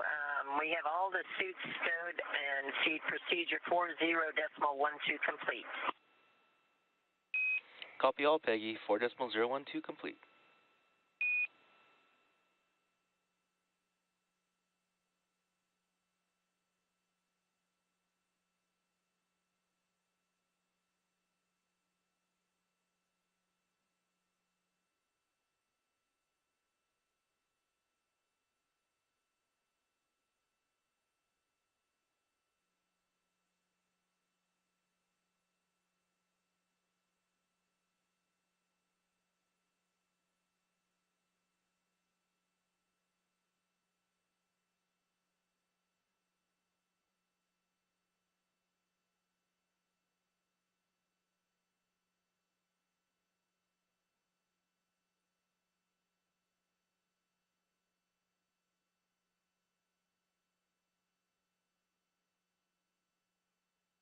Again, this view of the crew inside Dragon Freedom, our 4 astronauts who have arrived as part of Axiom Mission 2, the second private mission to the International Space Station. Up in the center of the screen, still sort of in her seat, that's former NASA astronaut Peggy Whitson, the commander of this crew. Over near the window, you can see Ali al Qarni, representing the Saudi Space Commission. Down below him, holding onto one of the footrests, is John Schaffner, the pilot. And just off camera, you can see her hand right now. That's Rayyanah Barnawi, also representing the Saudi Space Commission. We are standing by for hatch opening of Dragon Freedom.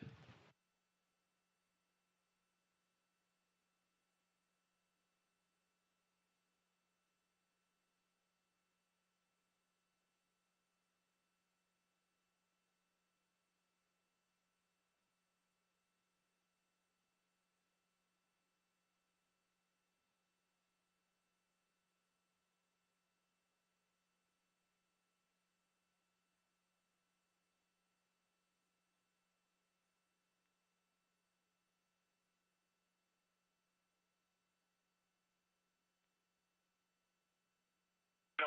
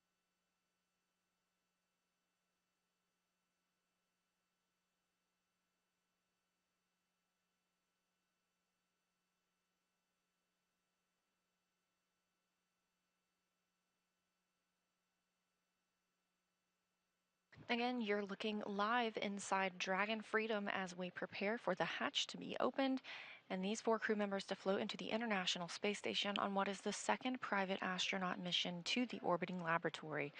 They will remain at the space station for about 8 days before undocking and returning to Earth. While they're on board, we will have a total of 11 people living and working aboard the space station.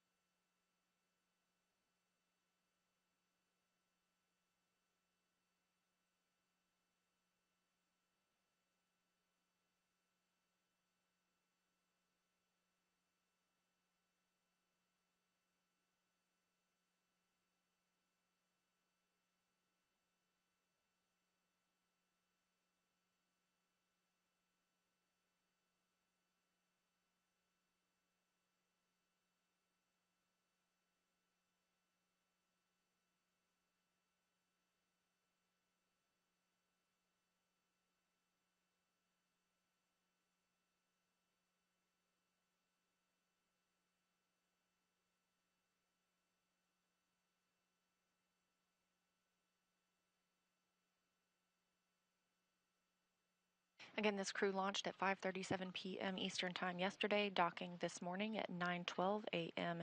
Eastern Time.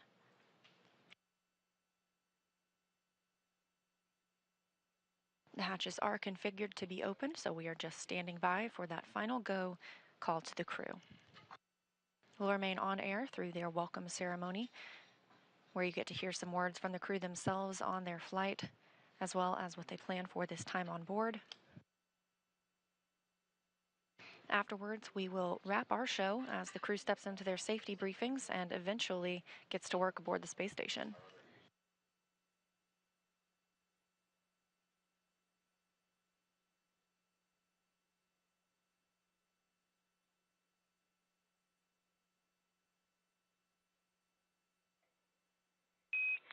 Dragon SpaceX on 2 for hatch open. Go for Dragon. Hey Peggy, so just big picture. Following hatch open, we'd like you to complete part C of 2.102 prior to station ingress.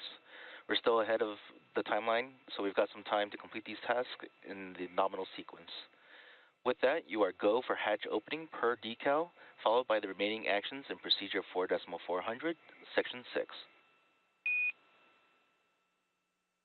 Copy. Hatch open per decal and section C. That's affirmative, Peggy, and section 6 of 4.400 as well.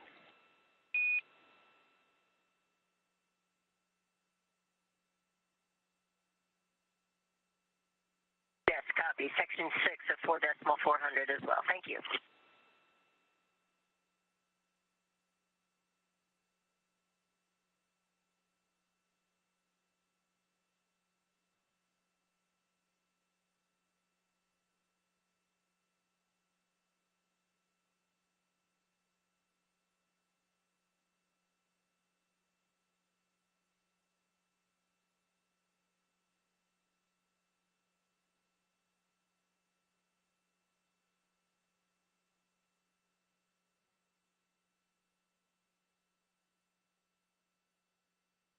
And we've got a view here in Dragon Freedom as Ali Al Qarni works to open the Dragon side of the hatch.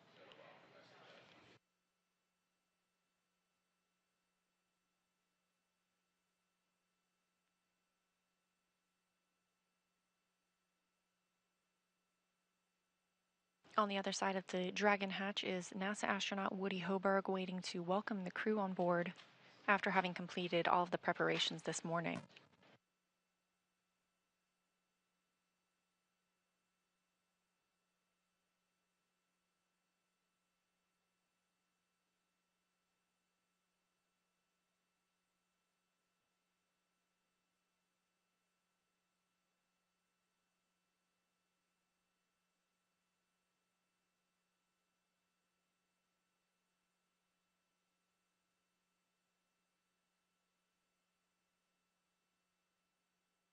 In Houston and SpaceX, Dragon hatch is open.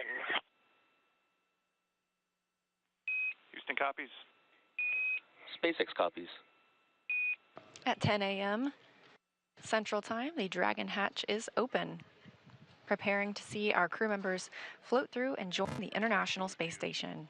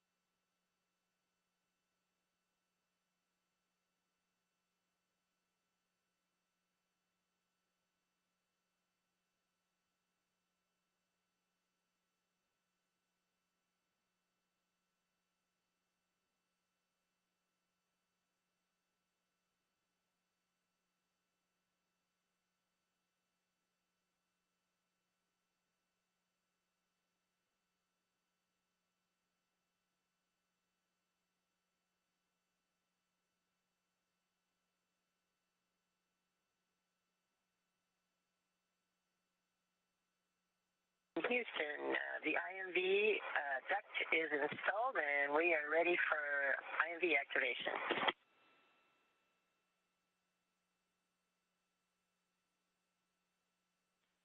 Houston copies.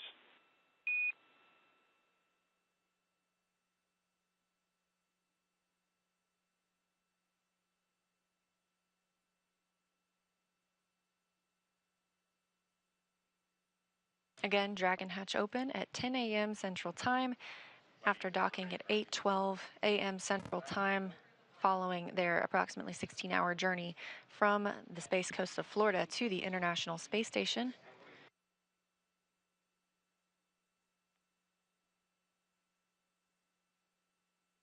And Houston Station in the Dragon, we're at step 6.3, ready for the procedures for the LIO.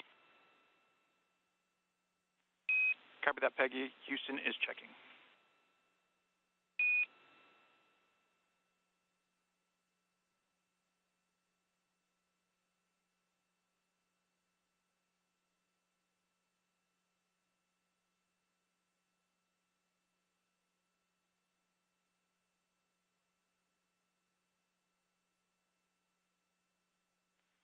Dragon Houston on the big loop, you have a go for step 6.3 and procedure 2.102.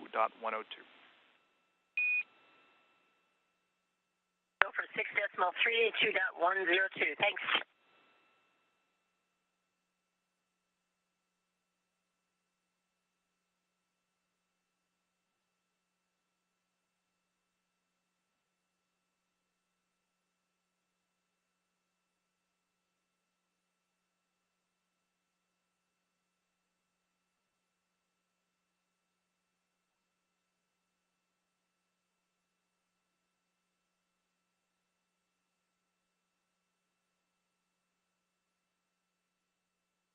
Again, we are preparing for the AX2 crew to float through the Dragon hatch and join the space station crew.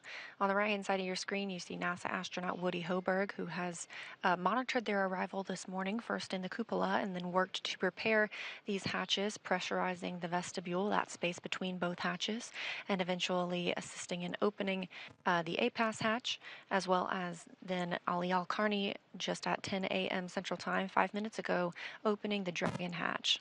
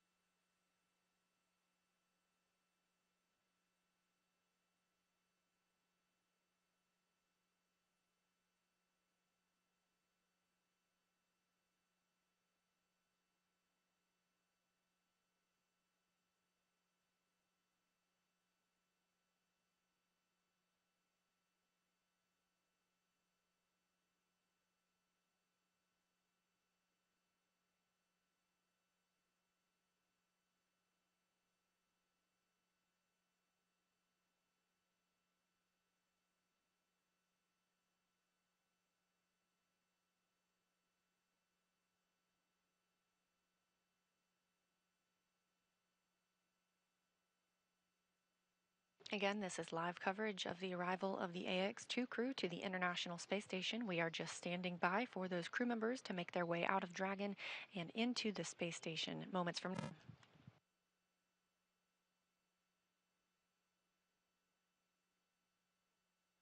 UAE astronaut Sultan Al Nayati just floating out of screen on the right-hand side there.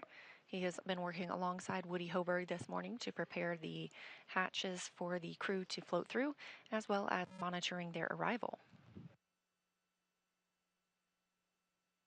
Both Hoberg and Al Nayati arrived as part of the Crew 6 crew and are now both members of Expedition 69, living and working aboard the International Space Station.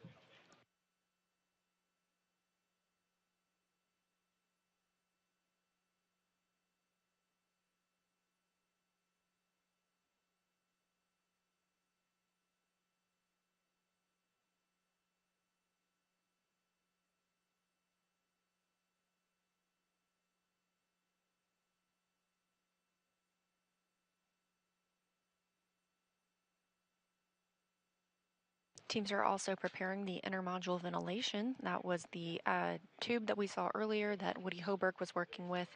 They will route that from the station side into the Dragon side to help equalize the atmospheres between both Dragon and station.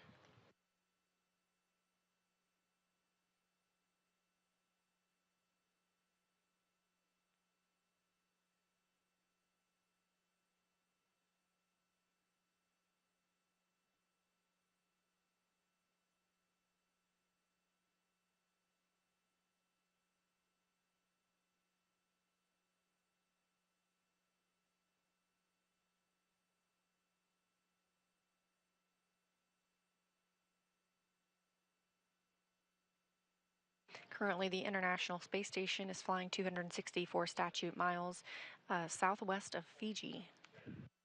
They are in an orbital nighttime, and here we have a great view of 4 of our crew members on the International Space Station. On the far left, that's NASA astronaut Steve Bowen. Down in the bottom left, NASA astronaut Frank Rubio. Houston on 2, LIO cartridge is sealed per the decal at 15:08. SpaceX copies. NASA's Woody Hoberg was on the right of your screen, and in the center, Sultan Al Nayati. Again, preparations to egress Dragon continue. You can hear Commander Peggy Whitson discussing with teams on the ground that they are still stepping through those final checks.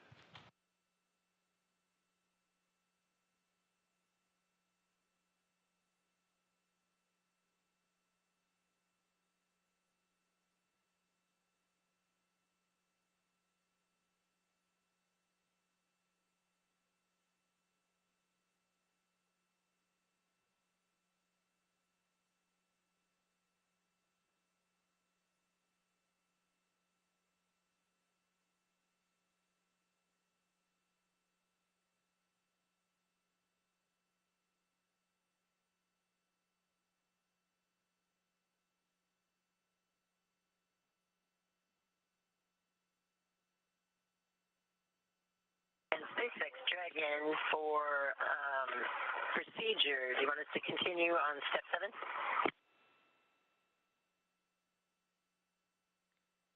Yeah, it's affirmative on section step 7.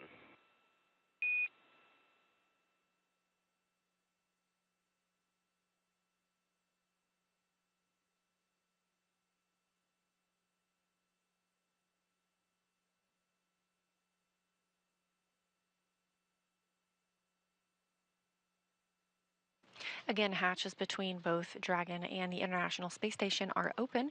Teams in Dragon, or the astronauts in Dragon, just continuing their final checkouts before moving into the space station side, where they will conduct their welcome ceremony. Dragon on 2, all the valves are closed, including the PPRV ISO. And SpaceX copies. Thanks.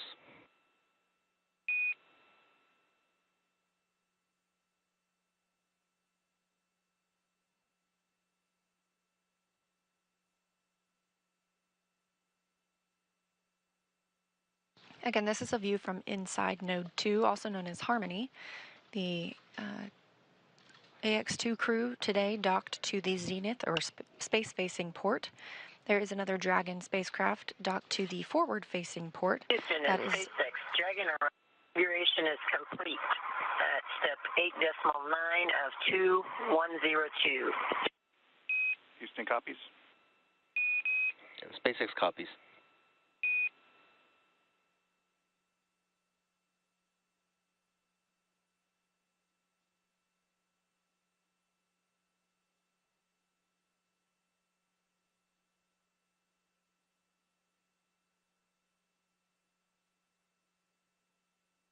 This crew, part of the 7 that are on the International Space Station, patiently waiting their 4 new crew members to arrive for the next 8 days.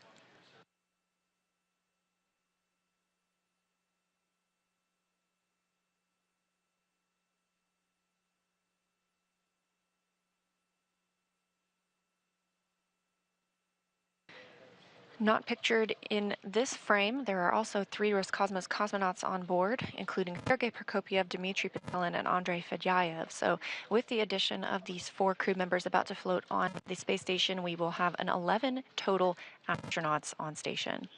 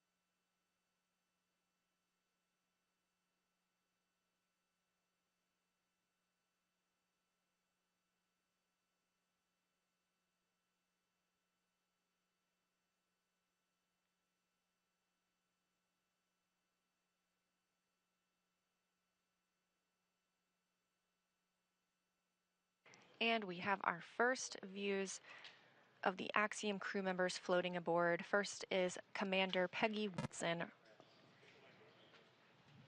rejoining the International Space Station. Next up is pilot John Schaffner making his first visit.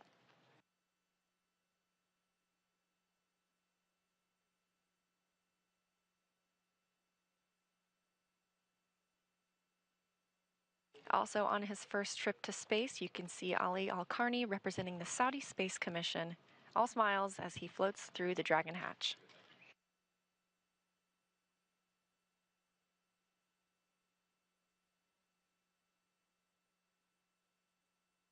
And rounding out the Axiom 2 crew, that's Rayyanah Barnawi, also of the Saudi Space Commission.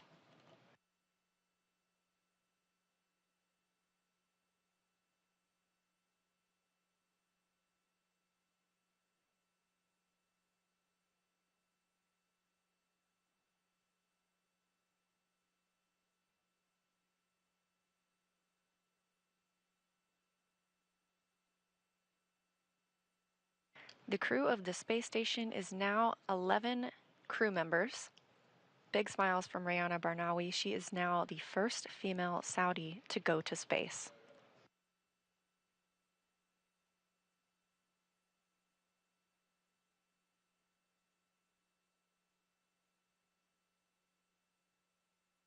With Commander Peggy Whitson at the helm, these astronauts are in good hands. Peggy has 665 days already lived in space. She's just adding to that total on this mission.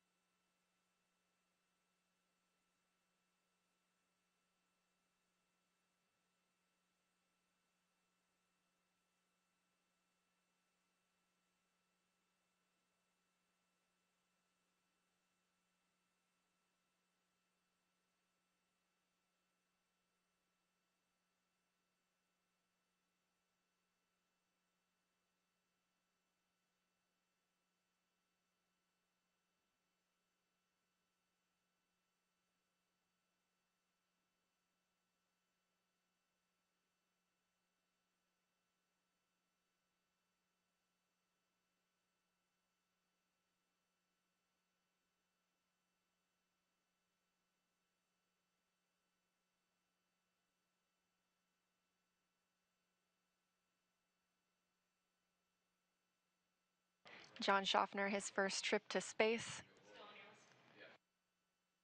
Getting some help out from Woody Hoberg, NASA astronaut, who is also on his first trip to space. He's been on the space station now for 81 days.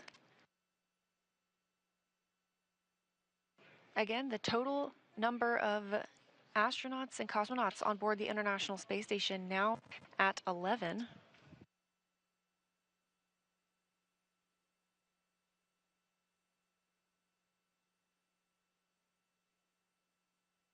Three of the astronauts on the space station represent NASA, 3 represent Roscosmos, 2 represent the Kingdom of Saudi Arabia, 1 represents the United Arab Emirates.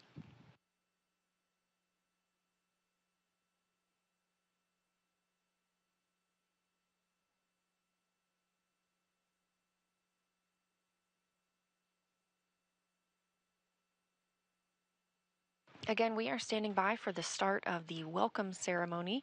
The crew will take some time to do some scene and voice checks and make sure that their microphones are set up properly, as well as that we have them all in frame before going into their welcome remarks. And of course, afterward, we will wrap our coverage before they step into their work and life aboard the International Space Station for the next 8 days.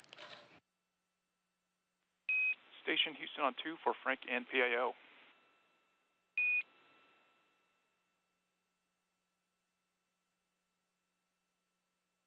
Hello, with you on 2. Hey, Frank, just wanted to tag up with you on the PAO event. We're thinking about doing a scene and voice in about 7 minutes from now. Will that work for you?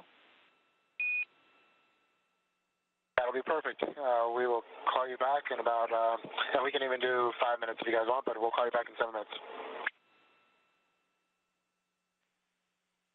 Copy that. We prefer closer to 7 minutes as we have a handover in about 5 minutes from now. That's great.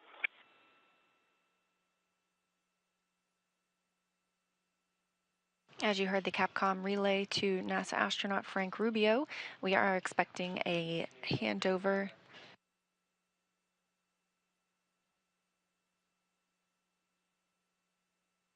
We're expecting that short handover in just a few minutes. We want to make sure that we have great audio and video from our visiting astronauts. So we are holding for that short handover, and then we will start the welcome ceremony. Again, crew arrived this morning at 8:12 a.m. Central Time, the Dragon hatch opening at 10 a.m. Central Time, and then crew members floating aboard just moments ago. Ali al Qarni, it looks like he already has the hang of things on his first flight to space.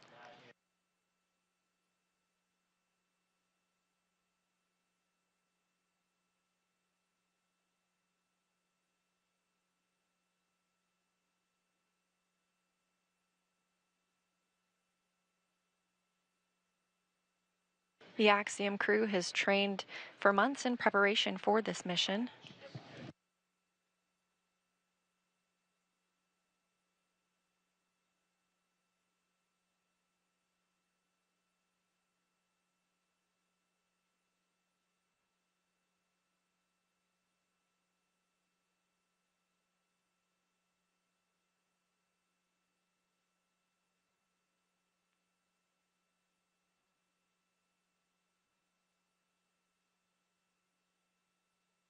The Axiom crew has been training for months in preparation for this mission here at Johnson Space Center as well as at SpaceX, working with teams on the research that they will be conducting as well as learning space station systems.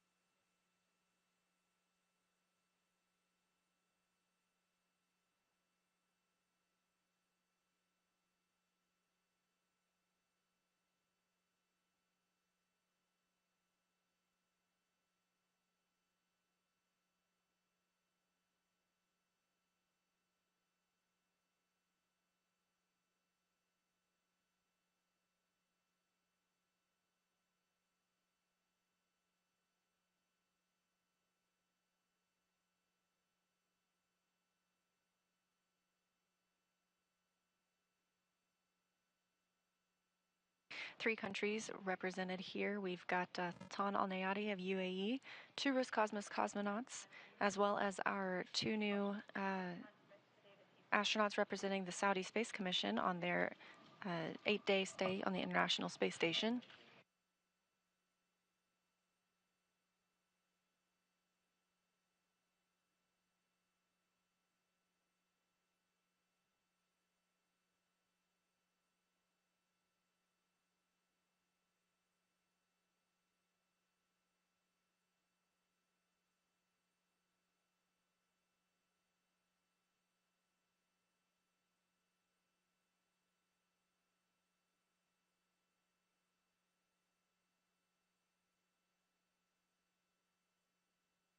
Just above Barnawi and Al Qarni's heads, you can see the two EMUs, extravehicular mobility units, used by USOS astronauts on spacewalks.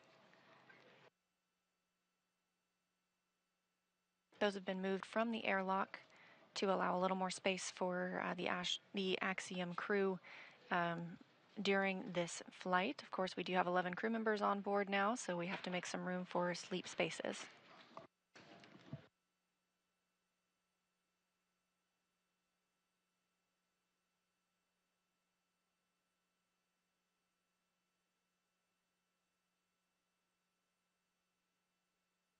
And again, we are standing by anticipating a satellite handover here momentarily. Once we've regained communications, we'll go through some voice checks with the astronauts. And there it is, as expected, that handover from our satellites. We'll do those scene and voice checks when we come back to make sure that we have a picture-perfect view of the crew members before they give us some welcome remarks. This view from International Space Station Flight Control Room here in Houston, Texas. Teams continue to monitor the arrival of our 4 new visitors, as well as all of the systems aboard the International Space Station and the astronauts and cosmonauts that live there.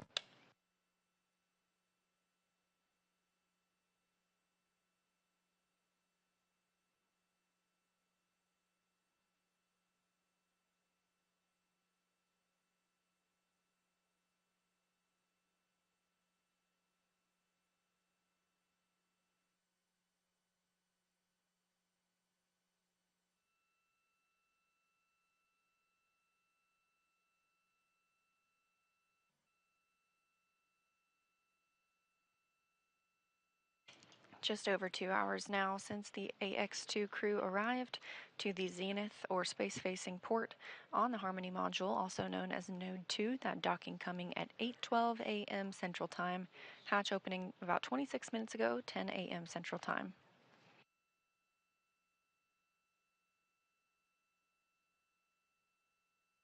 So we should regain that video and audio communication with the space station momentarily.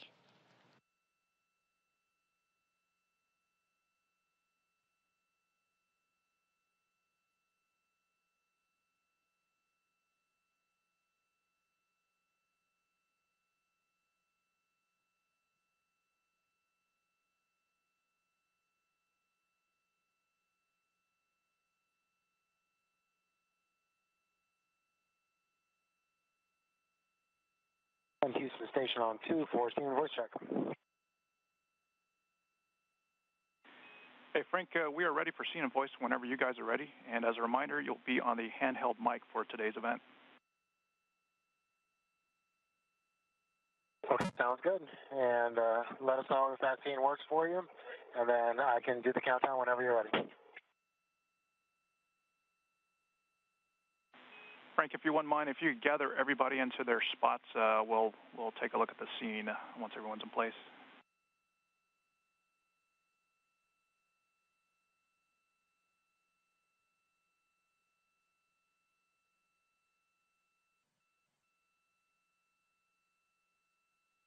Crew members begin to move into their locations for the welcome ceremony. Obviously, we have regained communications through the tracking data and relay satellite systems. Houston Station on 2, say again for scene and voice. Hey, Woody, we just want to get everyone into position before we do our scene check. All right, we copy. We'll group up.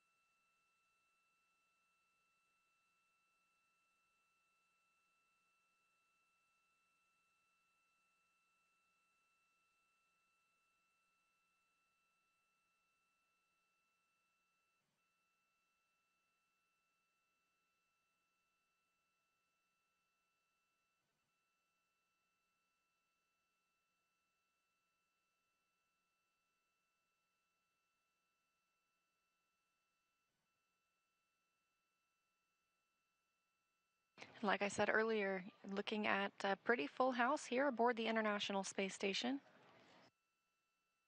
We have the crew that will fly on Soyuz MS-23 to return home later this year, as well as the crew that arrived on Crew 6, and now the AX-2 crew.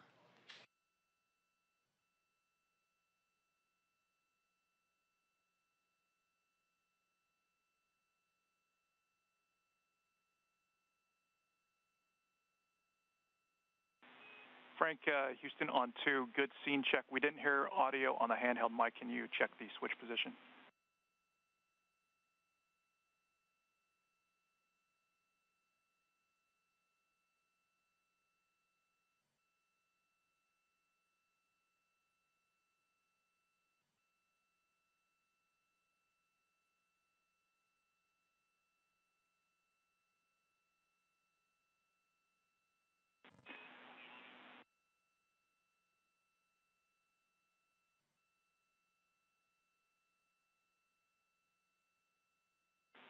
Frank, we're checking the config on the ground. Stand by.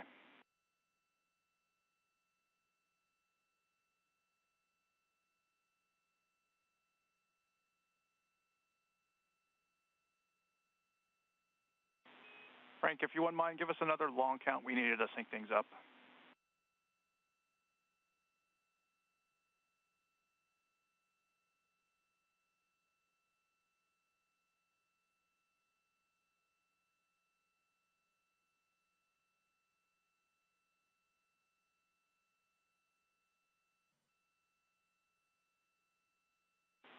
Thanks, Frank. We're good on scene and voice.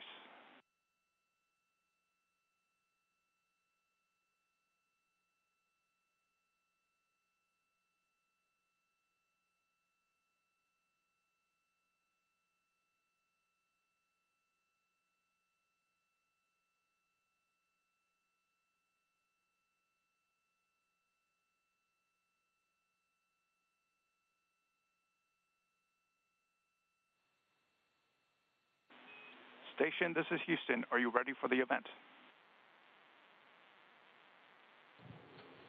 Houston, this is Station. We are ready for the event. Please begin the welcome ceremony.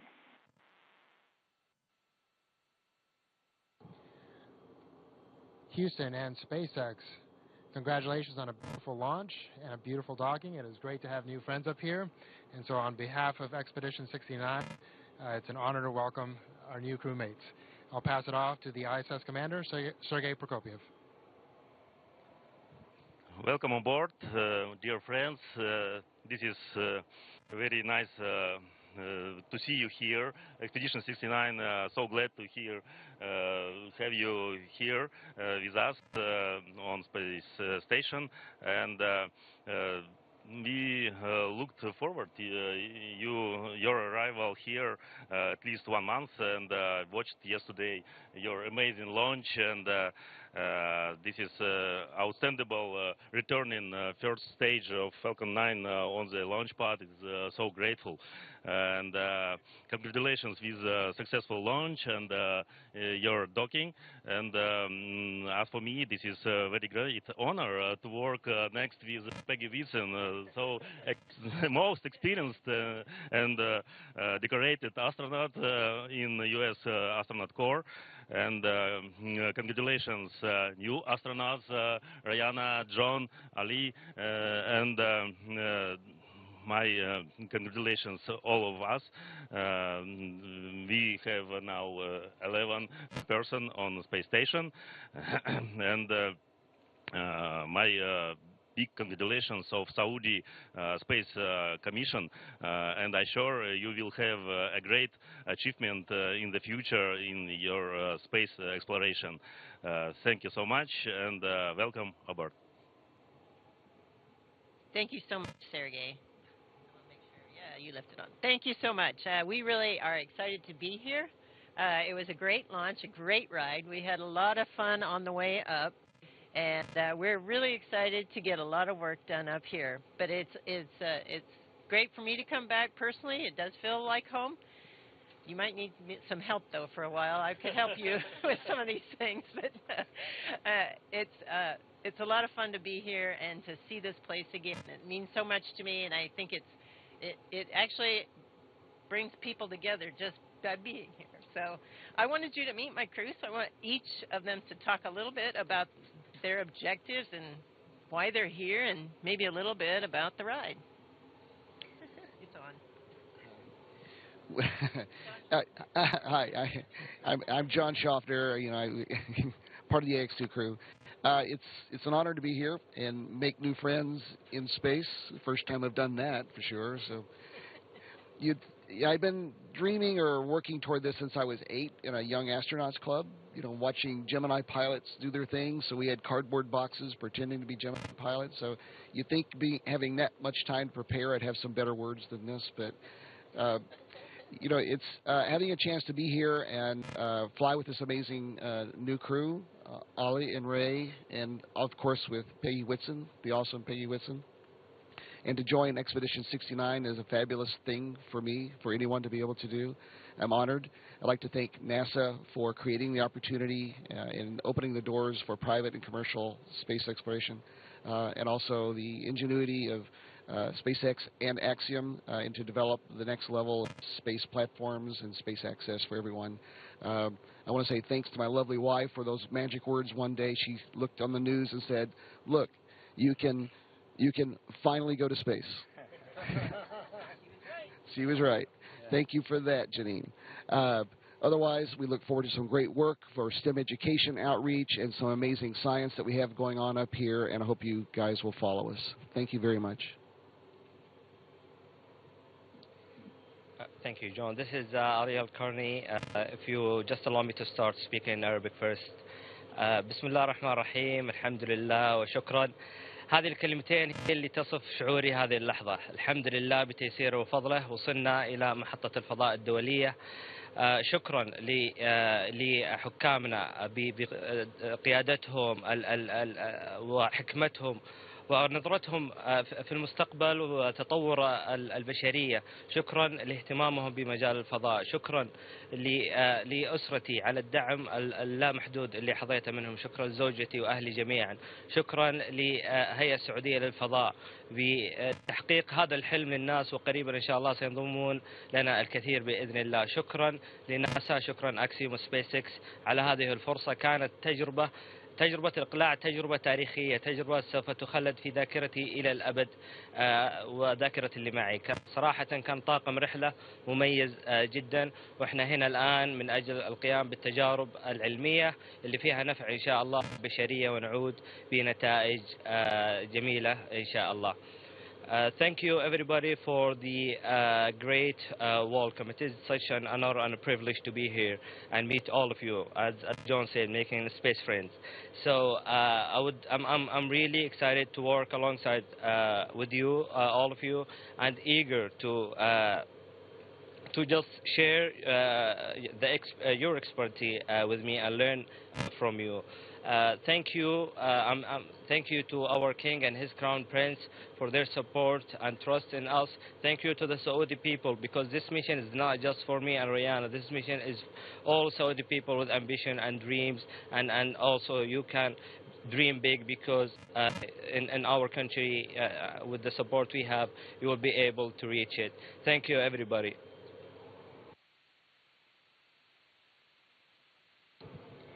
Hello everyone, so this is Rayyanah Barnawi. Also if you allow me, I'll start in Arabic first. تحية طيبة من الفضاء الخارجي. الحمد لله بفضل الله وصلنا لهذه المرحلة. نحن الآن يعني نعيش حلم ما كنا نتخيل انه هو ممكن يصير حقيقة. الحمد لله بدعم من الحكومة، بدعم من قيادتنا، بدعم من أسرنا، بدعم من الجميع. هذه الرحلة ما تمثلني أنا لوحدي ولا تمثل بس طموحي، بالعكس هي تمثل كل الوطن العربي، تمثل كل السعوديين. الحمد لله أن احنا جاتنا هذه الفرصة، أن احنا فقط نقدر نوصل الآن لمحطة الفضاء الدولية، لكن بعد كده عندنا أكيد طموحات أكبر وأكبر، منها القمر، منها المريخ. لازم نستكشف الفضاء، هذه هي فرصتنا. زي ما تشوفوا دحين جنسيات كثيرة متجمعة في مكان واحد، فالفضاء هو اللي يجمع كل هذه الجنسيات المختلفة بأفكارهم واستكشافاتهم معلوماتهم. فالحمد لله ان احنا وصلنا هذه المرحلة مع هذا الفريق الجميل. وصلنا الحمد لله بعد تدريب تقريبا 10 شهور. فهذا التدريب قابلنا رواد فضاء سابقين، قابلنا بيجي ويتسون، قابلنا مدربين دربوا رواد آخرين في ناسا وفي جاكسا وفي إيسا. وفي نفس الوقت التدريب اللي جهزوه أكسيوم واللي جهزوه سبيس إكس، شعور انطلاق الصاروخ صراحة أنا دموعي ما قدرت توقف، لأني حسيت إنه أخذتكم كلكم معايا هنا. فالحمد لله على التمام والكمال. الحمد لله على وجود قائدنا ذو الرؤية الطموحة سمو سيدي الأمير محمد بن سلمان. الحمد لله على وجوده، والحمد لله على أنه قدرنا نحقق هذا الحلم، وهذه أول خطوة، ونستنى بعد كده بإذن الله أشخاص كتير يكونوا موجودين هنا من العالم العربي أجمع. So greetings from outer space. I'm here not only representing myself, but representing the hopes and dreams of everyone back home, everyone in the region. We are here gathering with different cultures and this international collaboration. This shows how space brings everyone together. It brings even different backgrounds. Some of us are doctors, some of us are researchers, engineers, and so on. I'm very happy to be here representing the dreams and hopes of everyone back home, and at the same time I'm very glad that I've received extensive training from trainers who have trained previous astronauts like NASA, JAXA, ESA, and SpaceX and Axiom. I'm very happy to be here, and thank you all for listening. Thank you for letting me share my feelings, and I'm going to live this experience to the max. Great. Well, we all are excited for all of the new astronauts here, and we have something special. Ray, would you hold this while I pin John? Oh, wow. Give him his official astronaut pin. John is the 598th astronaut. Wow. I don't think I'm ready for clapping yet. Ali, I can get it up.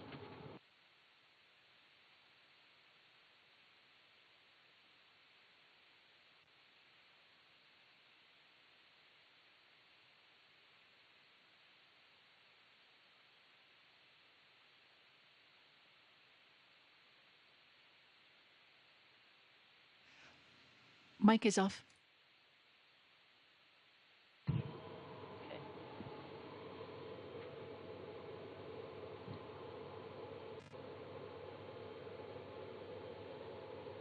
So Ali is the 599th astronaut. Thank you. And our little Ray is 600.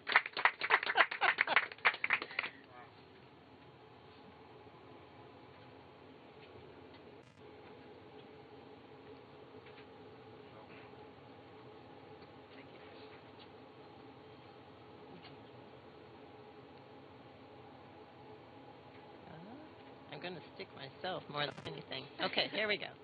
All right. So thanks to inviting all of us up here and welcoming 3 new astronauts.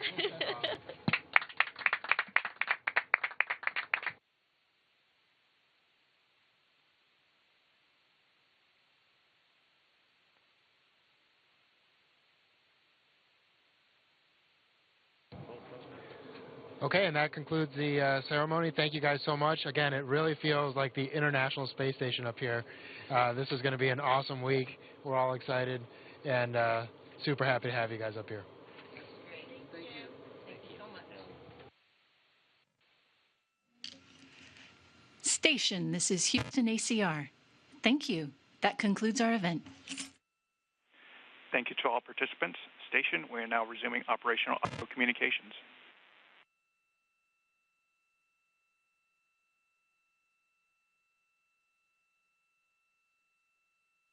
Copy.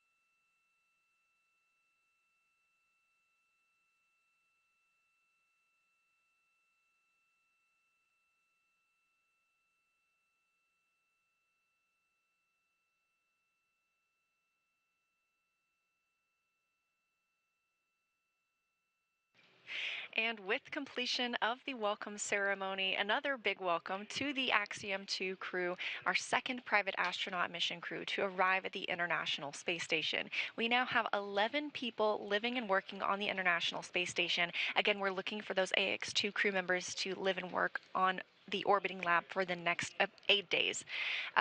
We saw docking this morning at 8:12 a.m. Central Time, 9:12 a.m. Eastern, and hatch opening from Dragon to the International Space Station at 10 Central, 11 Eastern. All of this following launch yesterday at 5:37 p.m. Eastern from Florida. It was a smooth ride uphill, approximately 16 hours ahead of that docking today. And again, now we are expecting these crew members to live and work on the space station for about 8 days before beginning their journey home to Earth. So for future updates on NASA missions, as well as what you can expect from the AX2 crew on their return coverage, you can keep an eye on nasa.gov. But with that, that'll wrap us up here in Mission Control Houston, and I'm going to send it back to my friends at SpaceX.